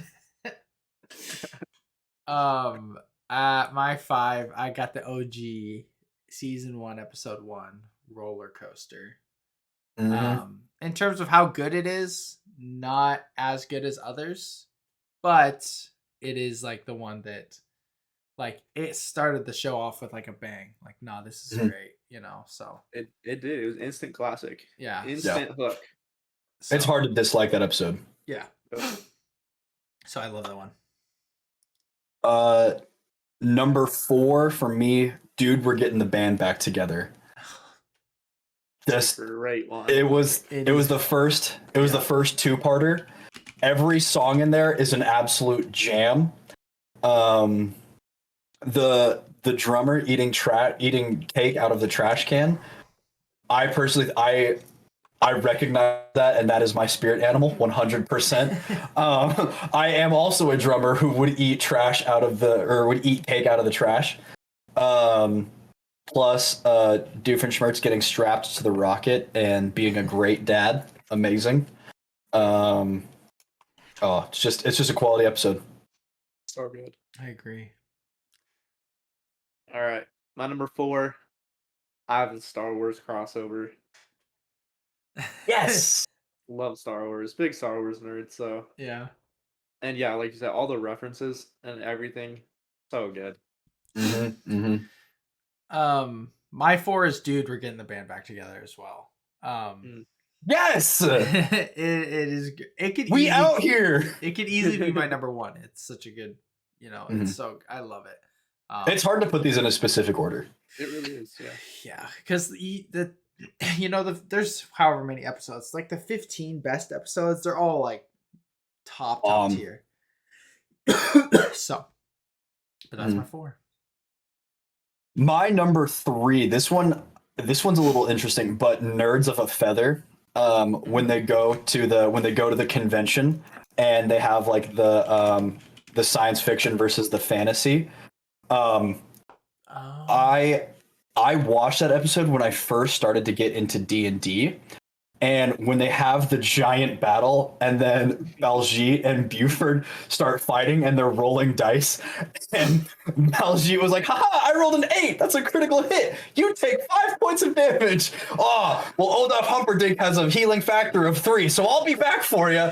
I lost my mind laughing when I first heard that. And I just thought it was hilarious. And then watching like fantasy and sci-fi come together to fight this like huge science special effect monster was just funny and cool. And it was just a fun episode. Definitely. It is super fun. I never caught the D&D type reference. Oh, it's so funny. And then when they were like when Ferb went to talk to Baljeet and they were like, phase him out of here. And they just turned on some flashlights and they're like, shoo, shoo, shoo, shoo, shoo, shoo. I was like, yeah, that's how dumb we look doing this sort of stuff. It's true. All right. And my number 3, I have the nostalgic first episode, Roller Coaster. I had to bring it up to number 3 just because, I don't know, I feel like if you're responsible for starting one of the greatest shows of all time, and it's like I'm remembering it as the first thing I saw about one of my favorite shows of all time. That's true. It's got a little more weight to it. I agree. 100%. I agree. That's a great point. It could be number 1. It could Definitely. Arguably. Yep. At 3, I got season 2 classic Oh There You Are, Perry. One of the more, feel it episodes. Yeah. Perry's reassigned to like a bigger threat, and Phineas and Ferb, they think he's missing. Like, it's just, it really hits you hard, it's like, it's a tribute to one of the GOAT pets of all time. So Facts. I love it. So GOAT pet. It is a GOAT pet. My number 2, I have Roller Coaster the musical. Every song in there is a bop. It's everything good about Roller Coaster 1. Like, almost all the lines are verbatim the exact same thing. And then the 2 main reasons is I discovered my love for metal because of this episode, because when they're doing the roller coaster episode and they drop into that guitar riff, they're just going hard, and I was like, wow, that's really good. I wonder if there's anything like that but like more. And that was when I started to figure out that I really like metal. That's funny. And then the Easter egg where you can see the 2 older Candaces in the background. That's when I first saw that. I literally paused it. It was like a Marvel Easter egg. I paused it, rewound it, and I was like, no way, that's so cool. And it was just hilarious. And plus Doofenshmirtz commenting on deja vu the whole time is just hilarious. So good. I love it. That's amazing. Awesome. Number 2, I have Excalibur. I had to cut that one from my list, but that one is so good. I love it. Transported to the Middle Ages, you got references, obviously, Excalibur. And then you got stuff like Lord of the Rings, Tolkien fantasy, super sick, which I love. Love all the Tolkien. Yeah. You're a big Tolkien guy. I love Tolkien too, but you love him way more. Yep. I'm a warlock, not a witch! My 2, I got a classic from season 1. I have Swinter. Oh, Swinter is good. Good. Micah's living out Swinter right now. Facts, bro. Yeah. Literally. I mean, it's not in your backyard, but close enough, I guess. Pretty much. Yeah, seriously.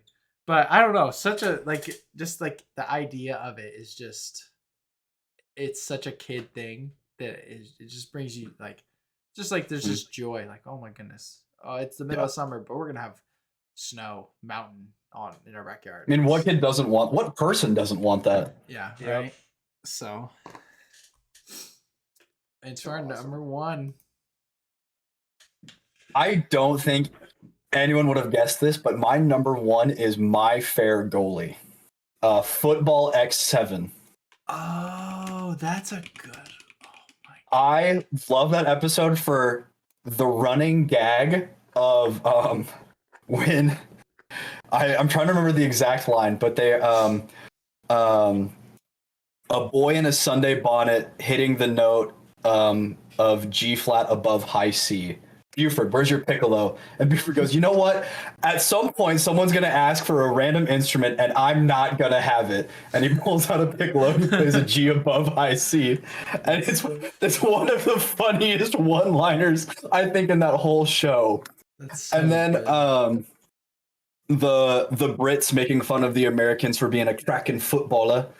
Plus Lawrence and his brother is just stupid and enjoyable. Nostrils on the bus.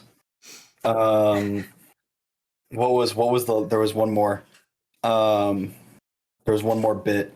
The curse of the emus, where if you're holding the ball and a pack of emus carries off your assistant coach, you are cursed to never win a game of football ever again. So random. Just the absolute ridiculousness that takes place in that episode is my all-time favorite. Dan Baldmeyer, man, his mind is so good, bro. It is great. So awesome. Okay. My number 1 is Thaddeus and Thor. Okay. Yes. It definitely, dude, I don't know what it is about it. It's just when I watched it, I was so young, and it was just, I had such a desire to have that fort or to replicate it in any way, shape, or form. Yeah, I still do. But it's like, it's just so good. Like, it hits every itch that you had as a kid, where it was like, every kid wants a cool fort, and then Phineas and Ferb build like the fort of all forts. Right. Yeah, like I feel like my whole childhood revolved around various types of forts and stuff like that. Yeah. Like, whether I was building them like physically, or I was like pretending, or doing literally anything, or like in games, building forts and stuff like that. Like, just trying to make the coolest space. That was like my whole childhood. Yeah. And seeing 100%. it was just like so odd. They're like, on this random floor, we got a swimming pool. I'm like, that's like, it's just so sick. Right. On top of the rivalry, it's also Facts. goated, bringing in identical characters, having them battle it out. It's so good. What's crazy about these lists is that not one episode all 3 of us said. That's kind of wild. Not gonna lie. But my number 1. Wild. Wow. My number 1 is tip of the day. Yeah. It is for the pure I know what an aglet is because of Phineas. You would never know. You would never know if it weren't for that show. Never. No one in this world would have known. Ever. I probably would be sitting here at 23 years old being like, I don't know what that's called. If that it wouldn't even come across your mind. No. But it's changed my life literally. So, and yeah, actually, by definition, it has changed your life. So I got that my number 1. But 100% understandable. It's great. Wow. So good. Okay, Tanner. All right, hit me with it. It is time to do our draft. Okay. For people listening, this is how the draft is going to work. Usually we do a draft and all 2 or 3 of us know what we're drafting. This draft is called an anti-draft. So Micah and myself, we know what we're drafting. Tanner is also drafting, but he doesn't know what we're drafting. He doesn't know the category. So Tanner is going to go last. We're not doing snake, so it'll be Micah, Rye, Tanner, Micah, Rye, Tanner, and so on. So Tanner doesn't have to guess twice or appreciate it. Yeah. And I'm gonna look like an idiot, but I don't want to look like that much of an idiot, you know? we're gonna be drafting. And Tanner's gonna try to figure out and draft to the best of his ability. And then by the end, we'll ask him, what do you think the category is? We won't discuss it at all until then. Yeah, so there's a category. We'll tell you at the end what it is. It's great. So, all right, Micah. I'll write in all the picks, Micah. But what is your first pick? Okay. Oh, shoot, man.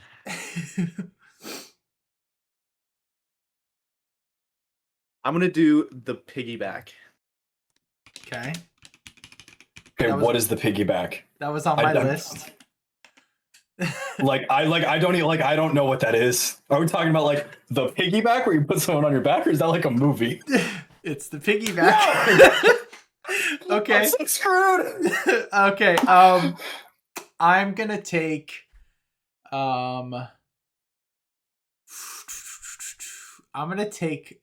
cult fiction.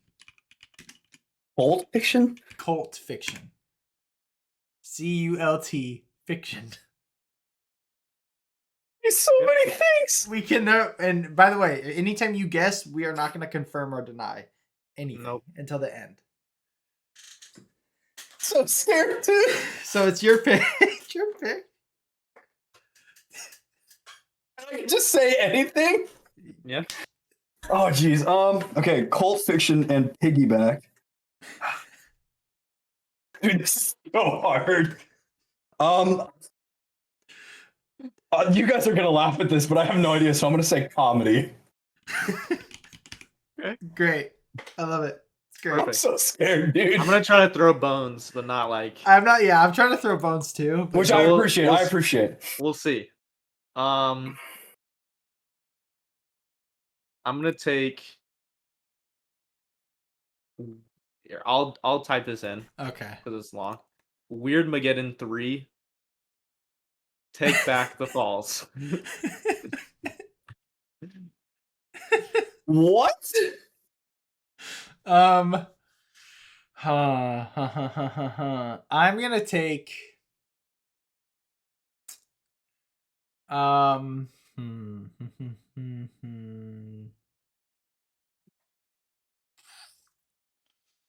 Brave New World. I'm gonna take Brave New World. I know I've heard that one, but I'm so confused. I'm so scared.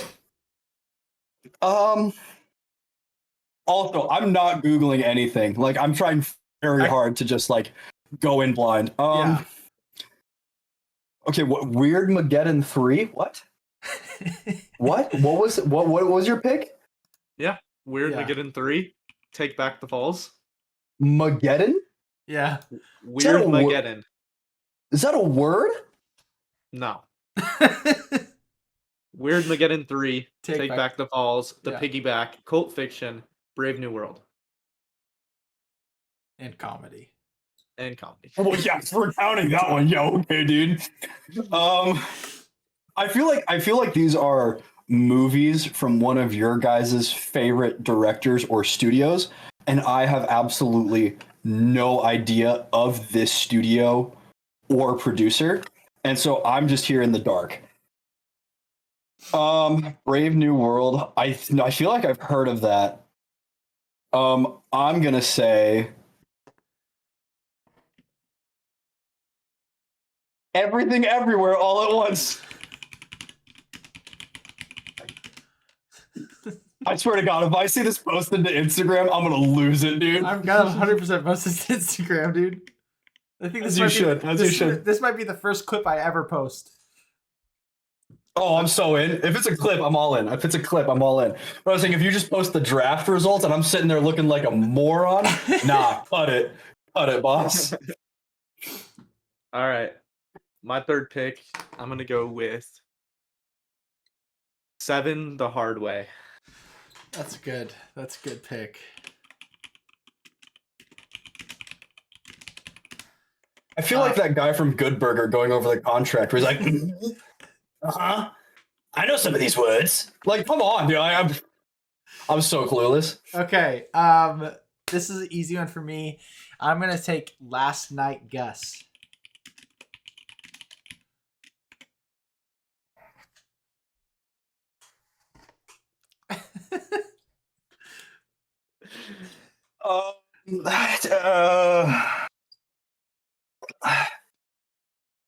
Dude, I literally have zero idea.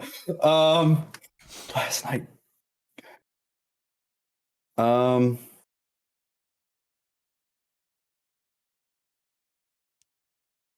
Let's just send it and go with the Batman. Got it. Nice. Nailed it, dude. Very nice. Bat. Okay. All right. Is this 5 or 4? This is round 4. 4. I'll throw you a bone at the end. This is gonna get more easy right here. Okay. Gonna get easier, but then at the end, I'm gonna throw you a real good my one. last pick will be a bone. Easy. I'm gonna take the last one. The last one? Yeah. Okay. Is there a list that I'm supposed to be seeing? No. I hate this game. No This game list. sucks. We made a list of things we wanted to draft because usually you do that. Potential things to draft. I'm gonna take. I'll take the massacre at Hawkins Lab. Yeah. There it is. Okay, now I got it. Wow, I sound like an idiot now. And you can look up stuff now. Like, I think if you think you know what it is, what the topic is, you can like look up the topic to like pick, like, because that's what we did, but just don't. Okay, I will. Just I don't will like look up what we said. Yes, I will look Obviously, up that what would I be- specifically think is the topic. I will not look up what you guys have said. Exactly. Perfect. I knew Okay, that so was this is more what of a bone than I wanted, but it's fine. It was for sure. That was way more of a bone. I would have saved that for the last one. My other last And one. my next one's. You're either correct already and it'll confirm, or you. Okay. Based off these picks, you will know. Yeah, I really like this one. I'm gonna go with the Upside Down. Season 1, episode 8, the Upside Down. Okay. I think I'm right. My last pick is Sozin's comment. Oh. Okay. My last pick is Diversity Day. That's a great pick. I almost picked that one. I think this changed. I think your episode changed what I think this is. And I think I got it now. And I'm going to say, hang on, I have to look up what the episode is called.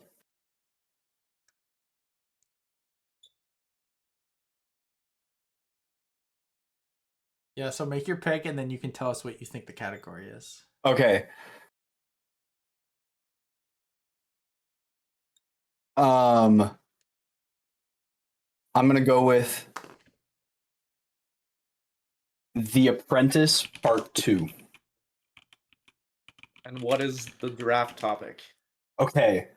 So when he said Massacre at Hawkins Lab, I thought it was favorite Stranger Things episodes, but then you said Sozin's comment, and I think it is favorite finale of a TV show. Close. You're close. Actually, one of my bones that I threw you supports that theory. Yeah. But I don't think you even picked up on it. Mm-mm. But it's literally, like you said, it was way too broad. Yeah. Was it like favorite climaxes or something like that? It was just best TV show episodes. Yeah. Oh, that's so hard. I'm sitting here with comedy, the Batman, everything ever all all at once. Oh, I guarantee. Is the Upside Down episode? Yeah, well. Oh yeah, that is Stranger Things. It is an episode, and I guarantee there is a Batman episode called The Batman. Oh, really? Guarantee it. So, but yeah, so you said Massacre at Hawkins Lab. I was like, okay, favorite Stranger Things episodes, because I haven't seen season 4, so I just assumed you guys were naming stuff off of season 4. Oh, the piggyback was the finale. 4. That's the finale of season 4. You gotta watch that, bro. Okay, so here's the catch-22. So me and Alyssa watched the first 3 seasons in like a week, but I watched it with Alyssa, so I'm like, trauma, no thanks. It's so good it will cure your trauma. Probably. I want to rewatch the whole series.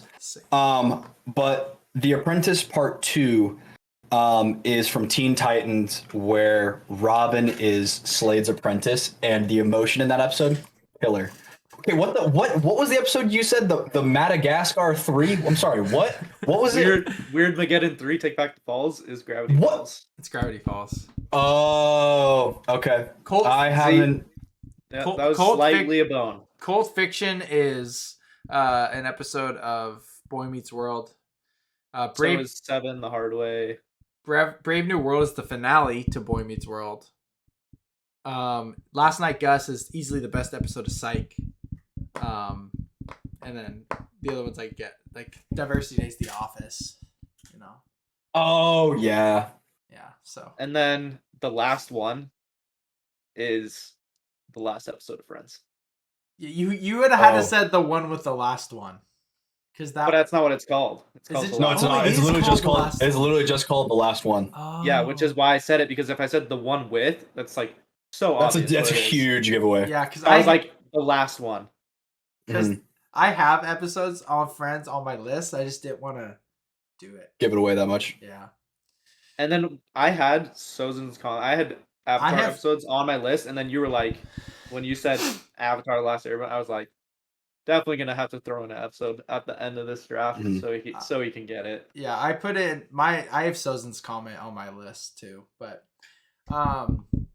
okay, so bro, I low-key want an. I know, I heard. I low-key want an arrow hand tat. I feel like that'd be so fire. It would be sick. Not gonna lie, that would be cool. I want so many tattoos. I want a Gospel of Matthew Stranger Things themed tattoo, because that whole gospel is themed that the kingdom of God is an upside down version of the world. Bro, we need a subreddit of this right now. Actual. Go through the series. It is the upside down. It is complete opposite of what. Wait, the series of Matthew or the series of Stranger Things? No, I'm kidding. Both. Yes, the answer is yes. Okay, so yes. We've never done this. We're gonna react to hot takes. I just thought of the idea, and Tanner has lots of opinions, like Micah and I do. So. Oh, dude, and me and Rye go at it, dude. It's so fun. So. We will be friends after this. Don't worry, guys. Some of them won't take a lot of discussion. We're at an hour 40. I'm chilling on time. Micah, are you chilling? Tanner, you're chilling.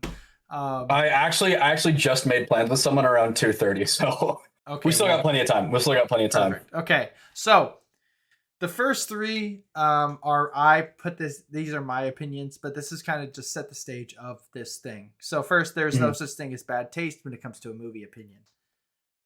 Liking a movie does not liking a movie people don't like doesn't make you stupid, and disliking a movie people love or consider a classic doesn't make you any lesser. Okay? Agreed. Those shouldn't be hot takes, but we're just gonna get that out of the way because we're gonna share all our opinions. Our opinions. Therefore, we think we're right, but it doesn't mean we are right because it's an opinion. Just getting that out there. Unless you disagree with me. Nope, that's a joke. That's a joke. That's a joke. That's a joke. This one. Animated comic book movies are better overall than live action comic book movies. Yes. 100% yes. Animated comic book movies are better. Animated movies are better than live action movies. Yes, I would say no. No. I would say no. There's DC's got it great, but there's too many. Like I'm talking. Animated TV is better. Animated comic book TV is better than live action movies. Here's why I say it. So, in my top 75 movies of all time. 5 stars. These are the only 75 movies I've ever given 5 stars. There's 1 animated movie and there's 3 live action superhero comic book movies. So that's wait. First off, you only have 3 superhero comic book movies in your top 75?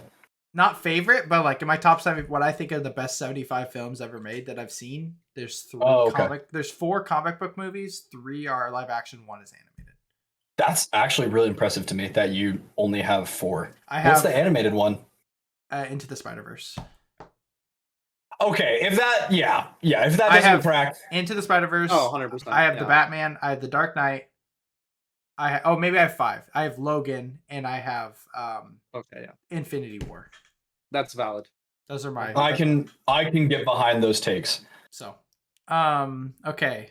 Space Chimps is better than the 2015 Fantastic Four. Hang on, I need to look up Space Chimps. I mean, it's Fantastic Four sucks. So it's probably true. I don't know. Okay. This movie, okay. The 2008 Space Chimps. Bro, that is a flash from the past that I have not seen in so long. I agree. Oh my gosh. I agree. Honestly, I think the 2015 one with Miles Teller. Miles Teller, that's his name. Oh yeah, dude, that movie was hot steaming garbage. Okay. 100%. 100%. That was Bella, Micah. Our cousin Bella said that. Good on you, Bella. Okay. Let's see. The Dark Knight trilogy is a top 3 trilogy. I don't even know if that's a hot take. I just think it is. Lord of the Rings, Star Wars. I got it. Yeah.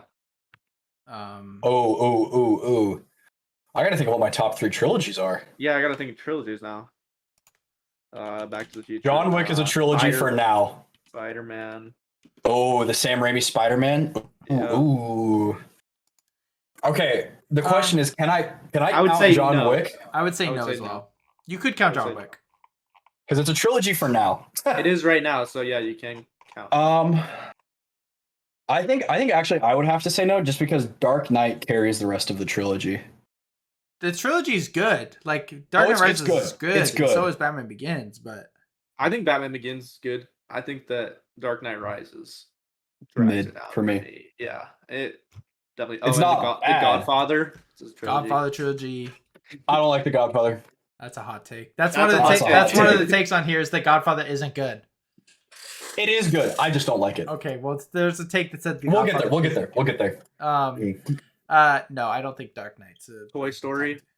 Toy Story's better. I think the Planet of the Apes trilogy is better.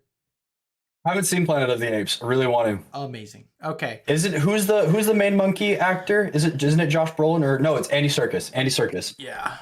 And I heard he was crazy. It's an amazing trilogy. Anyway, it is good. Interstellar is a bad movie. Disagree. I disagree. Too. My number 1 movie of all time. Really? You have to tell me who it is. I don't remember who said it. I don't like them. I'll have to find it. Okay. I don't like them.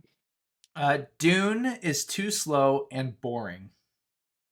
No. Disagree. It is slow and boring. I think it is kind of like one of the craziest movies in the fact that it is complete world building. It's so good. And it was still entertaining enough. Yeah.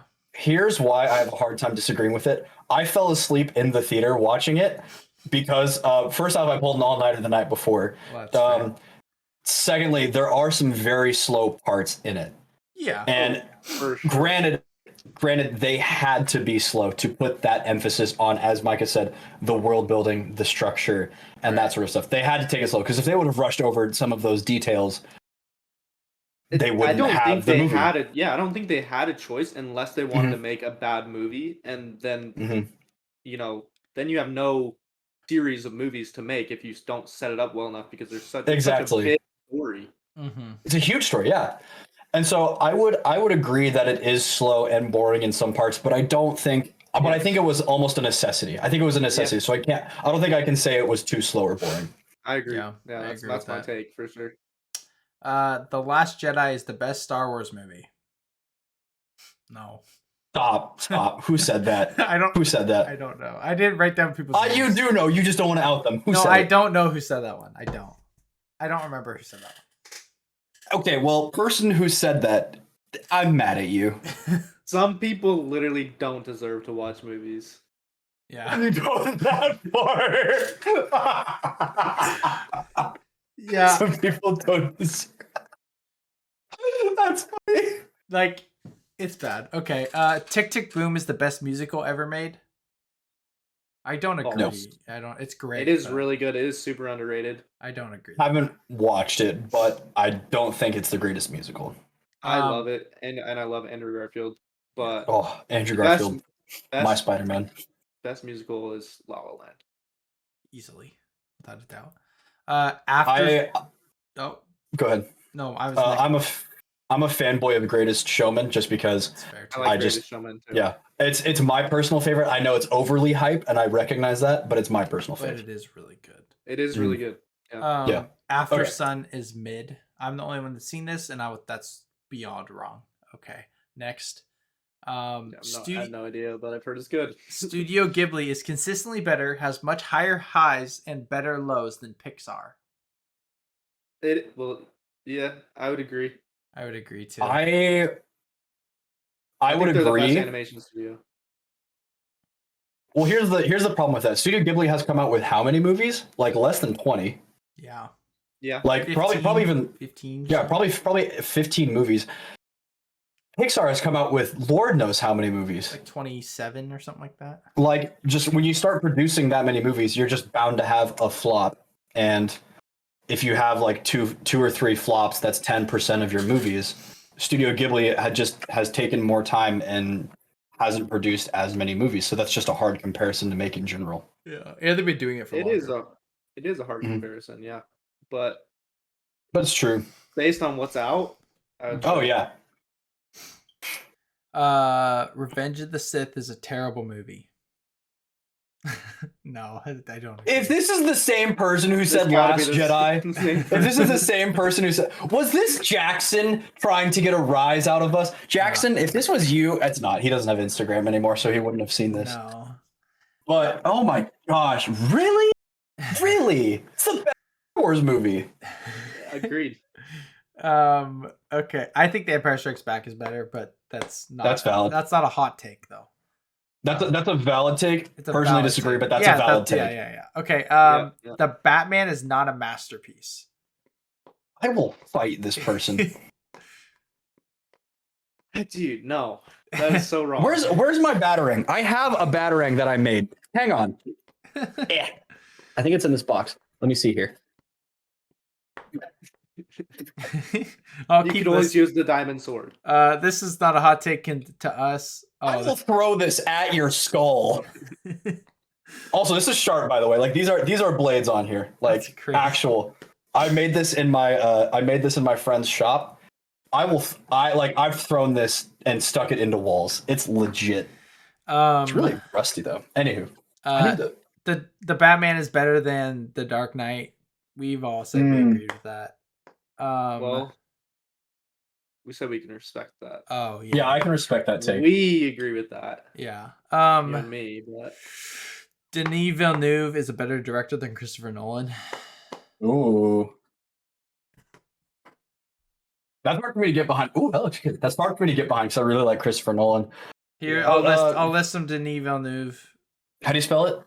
I don't even know. DENNIS VELLEN. Actually, I don't know how to spell his name. I assume it's this French guy, Denis Villeneuve. Yes. Holt Defense Profile and Biography. I don't think this is him. Professional profile, LinkedIn. I don't think this is him. Director. Okay, so French Canadian film director. Yeah, so he's made Blade Runner 2049, Dune, Arrival, Prisoners, Sicario, and Incendies Enemy. Those are the main ones. And then Christopher Nolan's got Inception, Interstellar, the Dark Knight trilogy, Dunkirk, Tenet. He's making Oppenheimer, Memento. I think I got to stick with my boy Christopher Nolan. I'd say Christopher Nolan. It's close, but I would say Christopher Nolan. He's got some good movies, but I don't think he's got Christopher Nolan beat. Okay, Micah, you're gonna hate this one. Only good things about La La Land is the music and Ryan Gosling. The story is horrible. I think the story is great. I think the story is great too. That sounds like Cap to me. Okay. Winter Soldier is not a top 20 MCU movie. Oh. Yeah, come on, it's top. Wow. 7. Dude, yeah. that is my take on Winter Soldier is it is a good action film. Yeah. Not just a good Marvel movie. Like if you were to compare like some Mission Impossible movies to Winter Soldier, you would see a lot of parallels. You would see some really good stuff. Winter Soldier is one of my top 5 Marvel movies. The problem with Marvel is that the loudest majorities are Marvel's the best thing ever and no movie's better. And the other end of it is like they get a pass because it's Marvel and they're not good movies. And it's like neither of these are true. Mm-hmm. Yeah, facts. Love and Thunder wasn't as bad as the media made it to be. Wrong. It was that bad. It was that bad. The media made it to be really good, and then it was awful. They said it was Yeah. gonna be the best thing ever, and it was terrible. Yeah. bad. Okay, the next one is from Jenna. National Treasure is the greatest film ever made. Wrong. It's not true. I can't say it's the greatest film ever made, but it's dang good. It's I love it. Dang good. I love it. Yeah, it's a guilty pleasure. Oh yeah. Not even guilty, bro. It's so good.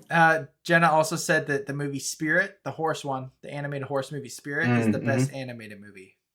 Wrong. Also. Yeah, that's also wrong. It's great, but Luca is better than the Sea Beast. I haven't seen either of these. I think Luca got way too much hate. I agree. I actually think that Luca was really good, and I love it. But I think that the Sea Beast was better. Same. Brighton said that. Okay, Tanner. I saw Brighton's rating for Luca though. Yeah. So he said it's better than the Sea Beast, Yeah. but he gave it a 3.5 stars. He doesn't think Sea Beast is good at all. Interesting. Yeah. Okay. Tanner, this is one you sent me, but when your message to me, I understand what this person means now. They worded it weirdly. I don't like the blue people avatar. I thought it was dumb and basically Pocahontas in space. And I think it was just clarifying. I don't like this avatar, not Airbender. Yeah. That's my guess. But yeah. I also agree. Really? Oh yeah, we talked about this. Why don't you like it? It's just, it's all visuals, and it Story compromises. sucks. Yeah, both stories are terrible. The second story would be fine if it was not a returning villain. Yeah. And then they set him up to return again, which is so cringy. I 100% agree with that. Yeah, I 100% agree with that. I did not like Way of the Water, and you putting that into words, I think expresses why I don't like that. I liked Way of the Water. Like, I thought it was good, but like, yeah, because the visuals are so good. I mean, it's like you're watching one of the coolest things ever made. Yeah. Then how can you not like Avatar 1? Because like it was cool, but it's also the most overrated movie of all time, in my opinion, which also brings it down. It should not have made as much money as it did, also. And then the story is just kind of boring to me. I'm a sucker for like huge exploration things. Obviously, I love Treasure Planet. It's one of my all-time favorite movies. So exploration is just a theme that I love. Just now noticing that self-growth.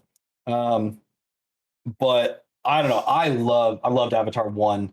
Avatar 2, not it. But if you think about Treasure Planet, right? It's this crazy, like the visuals are great for being how old it is, right? And like it's ahead of its time. It's this adventure, this journey, but there's like real depth to the story. Avatar does not have real depth. There's a lot of character development within the main characters. In literally every single main character, there's a lot of character development. In Avatar, there's a lot of just like, oh, we're the jerks. Got it. Avatar is just James Cameron putting on his crown, being like, "Look how cool I am! Look what I can make." So the visuals are really good. The first one is not my favorite, just because I think that the story is surface level. Yeah. So I think that as time goes on, now that there's a second one with much better visuals, I think that the only thing that holds weight for the first one now is what it was when it came out. Yeah. I still think the first one stands strong personally. Dang, that's why it's but the second one, I really dislike beyond anything but visuals. I think the story sucks. I think the characters. I hated Spider. Really. Yeah, with a passion. I think. Yeah. He annoyed me the entire time. There's major plot holes and things that don't make sense. That is very obviously attributed to the fact that story takes a backseat to all the visuals, like the fact that he won't claim him as his son because he's just a reincarnation with memories in an avatar body, so he won't claim Spider as his son, but he still carries all that hatred, and he still wants to kill Jake. It makes no sense. He still wants to kill Jake, but he's not. So like, are you not him or are you him? That's a good point. Yeah. So that I dislike. Think for yourself, but suddenly you're not yourself. Yeah. Bane was objectively correct in The Dark Knight Rises. He was forced to go too far by the writers wanting to maintain the status quo. This feels just like another. This just feels like another Thanos was right argument. Yeah. And the Thanos was right argument is better though than that. I think so, yeah. It's also been so long for me since I've seen what was Bane specifically trying to say? Some probably corruption in the city like every other Batman movie. Yeah, wasn't it? It was all about like humanity's flaws, wasn't it? Yeah. About how humanity is so flawed. Yeah, something like that.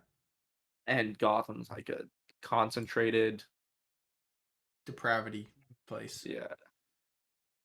Okay, so that says that they're both of them are fighting for justice, only that Bane's vision for justice is corrupted and that he wants to fulfill Ra's al Ghul's destiny by destroying Gotham and Batman with it by breaking him. I don't think he's right.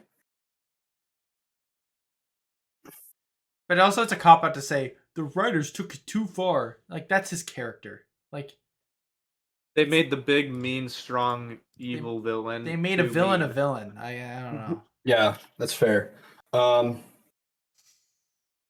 Yeah. Okay. Yeah, I think I disagree. Okay. There's like two more. The guy in the Notebook was creepy and manipulative, and how their relationship was shallow and toxic. I 100% agree with this. I agree with that too. 100% agree with this. Isn't it Liam Hemsworth? In my no, it's oh no, that's the last song. Whatever. No, it's Jake Gyllenhaal and the chick from Mean Girls. Frick. Because I remember seeing her and I was like, wait, you're not wearing pink. And then I was like, oh, right, wrong movie. I can't remember her name. Rachel McAdams and Ryan Gosling. Rachel McAdams, that's who it was. Yeah. I love Rachel McAdams too. Also, I just don't like The Notebook. I just don't like that movie. I don't like you that much either. I don't have an opinion, really. I mean, I haven't I don't like watching a movie to cry and get in my emotions. That's not why I watch movies. Not for me. Okay. This person said Thanos was right, but we don't need to get into it because it's a long conversation. He was, but we'll move on. The last one, Puss in Boots: The Last Wish, is better than any other Shrek movie. I haven't even seen Puss in Boots: The Last Wish, but I think I have to agree. I agree. Puss in Boots was dude. Yeah, but what I've heard, yeah, Puss in Boots was amazing. Seems like it's much better than any of the Shrek movies. I have seen so many clips of Death over Instagram and how he's the absolute Sigma male Chad. Yes. And I'm just like, bro, he's so cool. He's awesome. I loved it. He's Death. Yeah. So, okay. So moving on. What time do you have to leave, Tanner? I should probably be done around like 2:20. Oh, that's in 5 minutes. We can talk about Chef. Yeah, we can talk about Chef, and then you can dip out, and Mike and I can finish the rest of the. There's like, okay, cool. We'll talk about what we watched this week, but you don't have to be a part of that.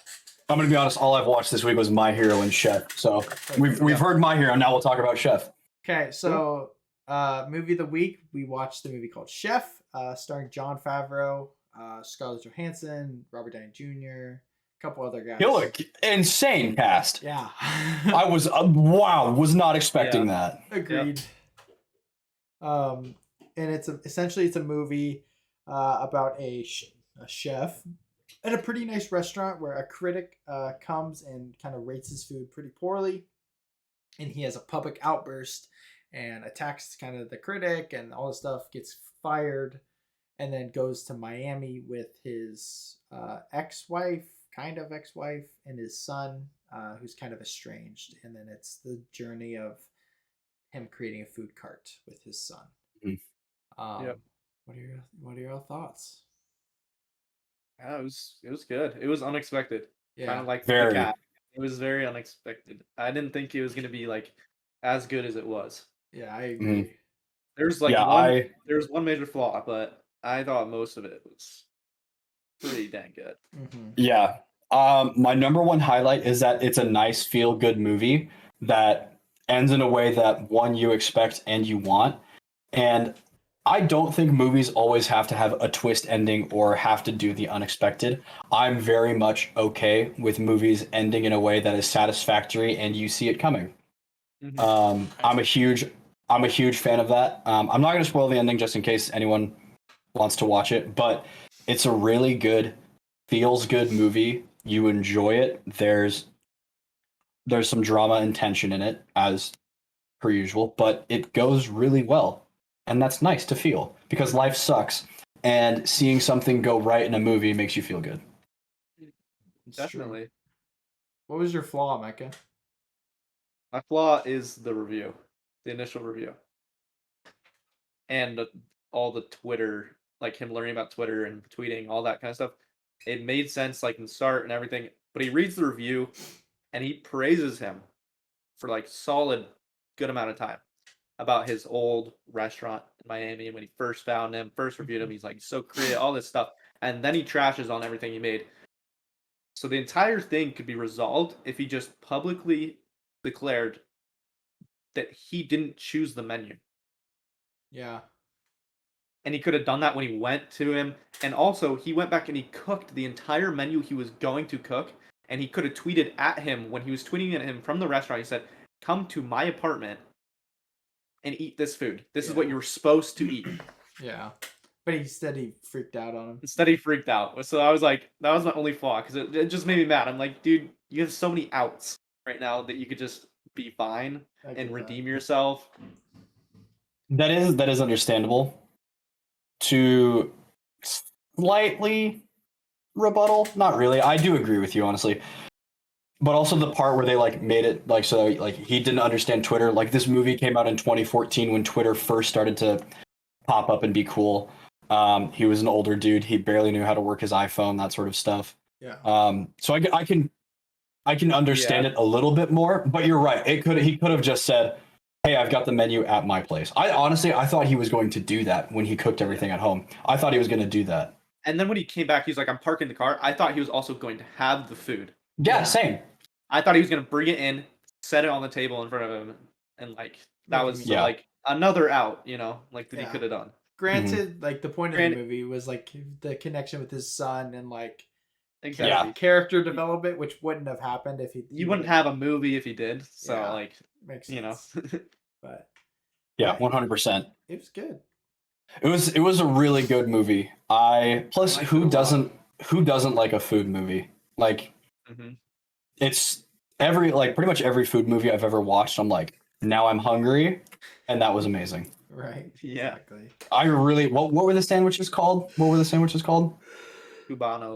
Cubanos. I really want to have a Cubanos now, or figure out how to make one. Excuse me. Yeah. For real, dude. They looked really good. It was so good. It's like a panini with extra steps. Yes, exactly. Really extra everything. So. Yeah, the whole movie was really good. Loved it. I loved it. One of the best I've watched this year. I think I gave it 4.5 stars. I did. I'd get behind that. I'd probably give it 4.5. I have a tendency just to rate movies too high. Me too, but I stand behind it, honestly. Yeah. I think that people are too critical. I'm not a critic. Yeah. So yeah. Like, honestly, I think that my average, when I like look at Letterboxd and everyone's like averages for what they rate movies or whatever, is like super low, like 3s and below, or like 2.5, 2s, that sort of stuff. Yeah. Yeah, like I'm like mine's like 4.5, somewhere in between there. And I'm like proud of that because if a movie's good and I enjoy it, why would I not rate it well just because it might have been, not had a huge budget or not had a star director or something like that. If you enjoy a movie, you enjoy a movie. Exactly. Wacky. I feel like so many people are like, "Wow, that was so fun. I enjoyed it a lot." 2.5. Yeah, exactly. I'm like, what? Yeah. They focus on the flaws rather than the enjoyment, and it's like, no, you had a solid experience with this movie, but now you're letting CinemaSins ruin this for you. Okay, buddy. Yeah. Yeah, exactly. I rate movies. I'm more critical now than I've ever been, but when I rank movies in certain lists, sometimes I do like what I think is better and what is my favorite. Well, yeah, so that's the thing. Yeah, I've gotten more critical, but it's still like my initial. I don't like psychoanalyze films after I finish watching them. But that's I fun to do just sometimes. it is fun to I do love sometimes, it. but I just like pay attention more during the movie to things, Yeah. and then so I have a complete understanding of what I actually thought of the movie by the end. I don't have to go back and be like try to find things I didn't like or whatever. But yeah, I mean, I base it like not just on film qualities, like standalone. Like, Mm-hmm. is it nostalgic? Rewatch appeal is huge, like you said. It's a huge Rewatchability thing. is huge. What kind of like emotions or feelings you get, Mm-hmm. and your 100%. overall satisfaction. That matters a lot for me. Am I satisfied 100%. with the movie at the end? All right. It's true. It's all factors go into There's it. a lot that goes into a good movie. It is. But Yeah. Tanner, Yeah, yeet. Gentlemen, it was fun. I enjoyed this a lot. thank you. I'll be listening to some episodes as the week continues. Yeah, I don't think there was really anything else for us to talk about. No, Mike and I are gonna finish talking about what we watched this week, but yeah, thanks for being on, dude. Absolutely. Everyone, listen to the Chicken the Duck. Go watch My Hero. Go watch Chef. I'm trying to think of a hot take that I can say. The Notebook is bad. Ain't that the truth?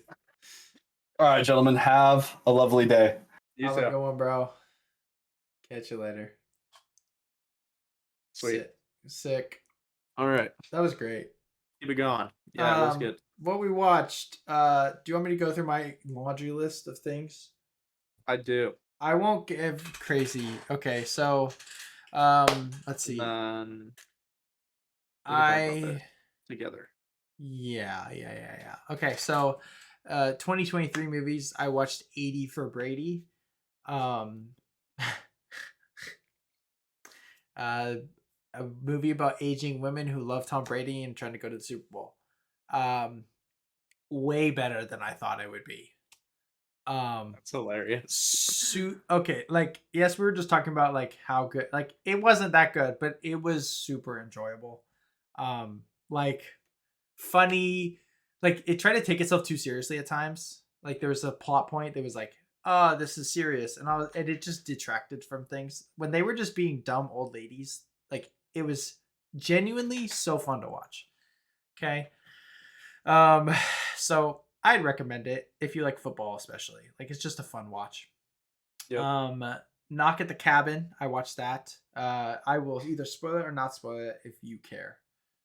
I doubt. Okay, so Knock at the Cabin, essentially, two fathers, gay couple, and their adopted daughter are in this cabin, vacation. Then these four guys show up, starring Gabe Batista, a couple other big names. Guy who plays what's his face in Harry Potter? I forget his name. It's like Rupert something. He plays. Yeah. Well, yeah. Anyway, they are essentially. It was the most predictable movie ever. Like usually M. Night has like these huge twists. It wasn't a twist, at least for me. Like it was these four people. It's the apocalypse. They're like towards the end of the movie. They're like, we are the four horsemen of the apocalypse. You know. And so each time the family said no, they'd like kill one of them. Like not the family, but like one of the four. And so it was like good. I enjoyed it a lot. It's the best movie I've seen this year by far. Actually, no, Missing's still better, but still good. Dave Batista is incredible. He's such a good actor. But it just was predictable and there wasn't a lot of, I didn't care for a lot of the characters. It was funny because like one of the plagues was like tsunami, like crazy tsunami, and it hit Cannon Beach, and so there was like a whole scene of like people on Cannon Beach and like Haystack Rock, and I was like, that's cool. That's pretty cool. I was like, I've been there. So I watched that. I finished National Treasure: Edge of History. Came out last night, the last episode. Not good in the sense that it's not the best TV show in the world. Okay. Huge guilty pleasure. The actress that's like the main girl, the main character, I love her. She's fantastic. She's likable. More reasons than one, right? She's awesome. And the cast I do really like. I enjoy the chemistry. Like it's not like That 70s Show where these actors like suck. Like they're not the best, but like it's kind of like Outer Banks started. Like they're enjoyable, they're fun, Yeah. And the characters that return from actual National Treasure, there's a couple of them that do. There's one in particular that plays a huge part, or two in particular that play a huge part in the story, and it's just there's a twist that I was like, I stood up, I like called it, but I still was like shocked when it happened. I recommend it. It was really fun to watch. I watched a movie called Three Christs. That is, Jenna wanted to watch it. It's about three, what's the word? Schizophrenic patients that believe they're Jesus Christ, and this doctor puts them all in the same room and they live together. It was so far from the actual story that it ended up being terrible. So that was annoying. I watched The Good Nurse. It's about this doctor who basically kills all his patients. It's a pretty interesting story. There's a documentary about it. He killed over like 400 people. He's a serial killer, essentially. That was interesting. Brighton recommended it to me. Brighton loved it. Like, loved it. I liked it. I watched Fruitvale Station, Ryan Coogler's directorial debut with Michael B. Jordan. Slow, heartbreaking story about police brutality. Very good movie. I watched Dude, Where's My Car? I almost watched that this week too. Bro, Just because it's short. Okay, this is the best way I can describe it. It is if Michael Kelso had a dream. Yeah. That's how, like, it was so stupid. Like, so unbelievably dumb. But it was hilarious. It was so funny. That is awesome. I loved it. I rewatched The Dark Knight and The Batman because I wanted to see which one's better. The Dark Knight's amazing. Joker, amazing. The Batman is, though, it's my second favorite movie ever. I think it's one of the best movies ever made. It's an incredible comic book movie. Like, it's the opening monologue correlation with the final monologue, and then everything in between, the score, the cinematography. Incredible movie. So good. I watched Fantasia. I more listened to Fantasia and looked up from my screen. So I didn't every so often. Yeah, it's not like, but it's just I think it's Disney. It's wonder. It's magic. It's amazing. And then I watched My Neighbor Totoro. Felt like a warm hug. Totoro, sorry. It felt like a warm hug. Yeah. Yeah, it was great. I felt like Olaf singing In Summer. That's what it felt like. And then the last one I watched before we'll talk about the movie we actually both watched this week. I watched The Menu. It was great. That's a pretty short movie too. It would have been in my top 10 of the year last year. I'm gonna watch it. It was super good. Anya Taylor-Joy is good. The main actor who plays the chef, I forget his name, but he was great. Yeah, I don't know his name either, but he's. And dude, there's a scene about cheeseburgers, and I've never wanted a cheese. I have goosebumps thinking about how good the scene was and how much I wanted a cheeseburger after. It's like one of the best. It was so good, so good. That's hilarious. So, yeah, you gotta watch. If there's ones I would recommend that you should watch. I mean, you should watch National Treasure, even though it's not the best. Dude, Where's My Car? And The Menu. Like, so good. So, yep. And then you want to talk about what you watched, and then. Yep. Next episode of Last of Us. Was really good, as usual. I watched Over the Garden Wall. Animated TV show. You should watch that. It's only like an hour and a half long. It's 10 episodes that are like 10 minutes each. I watched it in one night. Just was sitting there. I was like, I don't know what to watch. Turned it on. Yeah. I thought I was gonna fall asleep. Didn't fall asleep. It's really good. I heard it's really good, and it's rated really highly. It's like a 4.6 on Letterboxd. It is so good. It is easily the best thing Cartoon Network's made. It's Cartoon Network? It's Cartoon Network. Wow. It's super good. And the story is awesome. It has good twists. Plot driving. I mean, obviously it's super short, sweet, to the point. So the story, very cohesive, super driven. not slow at all. Every episode, when you're watching it, because they're only 10 minutes long, it'll start and it'll end instantly. You remember seeing Over the Garden Wall, and then it'll cut to the credits, and you're like, this just started. Did I even just watch an episode of something? Right. It just like happens in front of you without like, it is completely subconscious TV to watch, and it Yeah. is so good. That's great.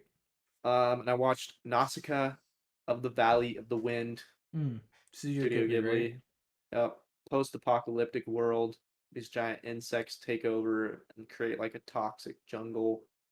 Turns out, you know, the world sucks. That's what I'll say. Yeah. In case you watch it. But Yeah, I'll watch it. and then we watched Princess Mononoke. Yes. What would you rate Nausicaa out of 5?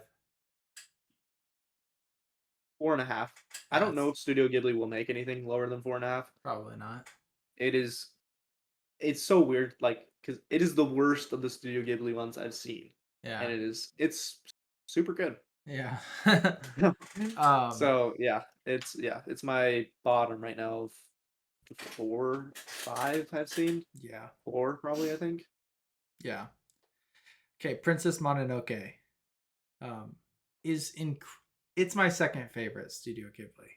Like, It's my third. I still have My Neighbor Totoro. I have that third. Yeah, so like, but they're like right there. They're pretty much like the same. My favorite review on I didn't read any reviews of there's one good one, okay?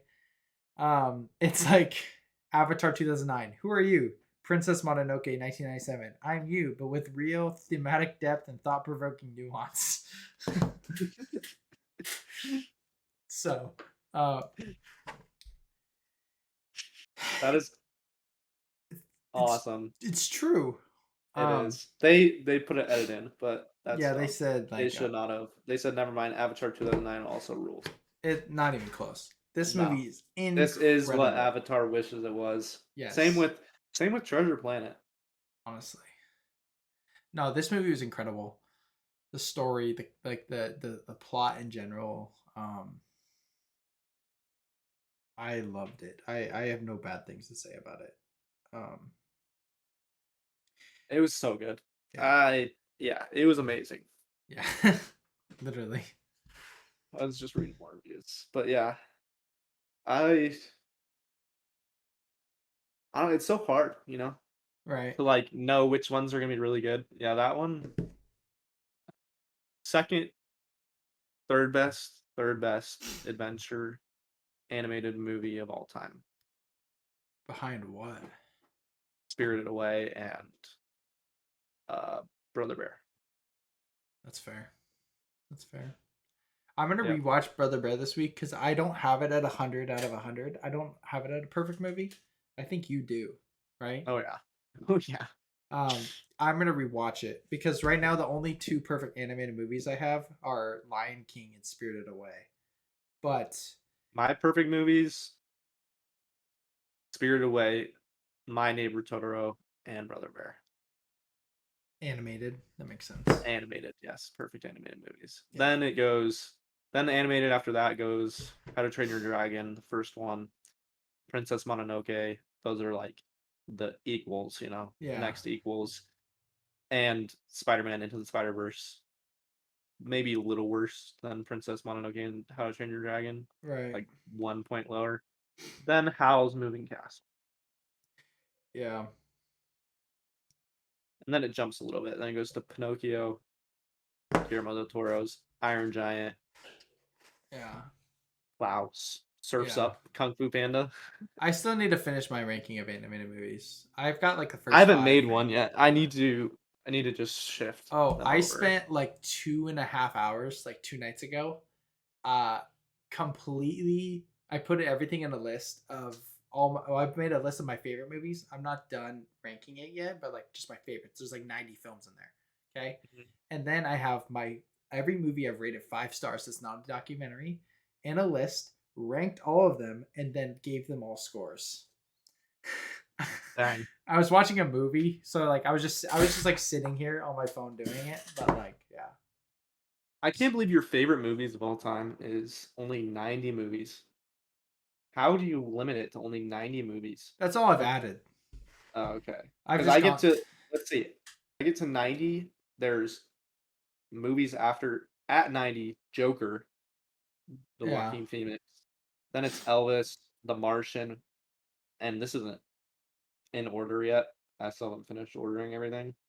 Yeah. But like movies after that, I don't know if I could keep off my favorite movies list. Ratatouille, Emperor's New Groove, 10 Things I Hate About You, Creed, Up, Pirates of the Caribbean, Baby Driver, A Quiet Place, Inside Out, Inception, Here's the 2001: thing. Space Odyssey, Jumanji.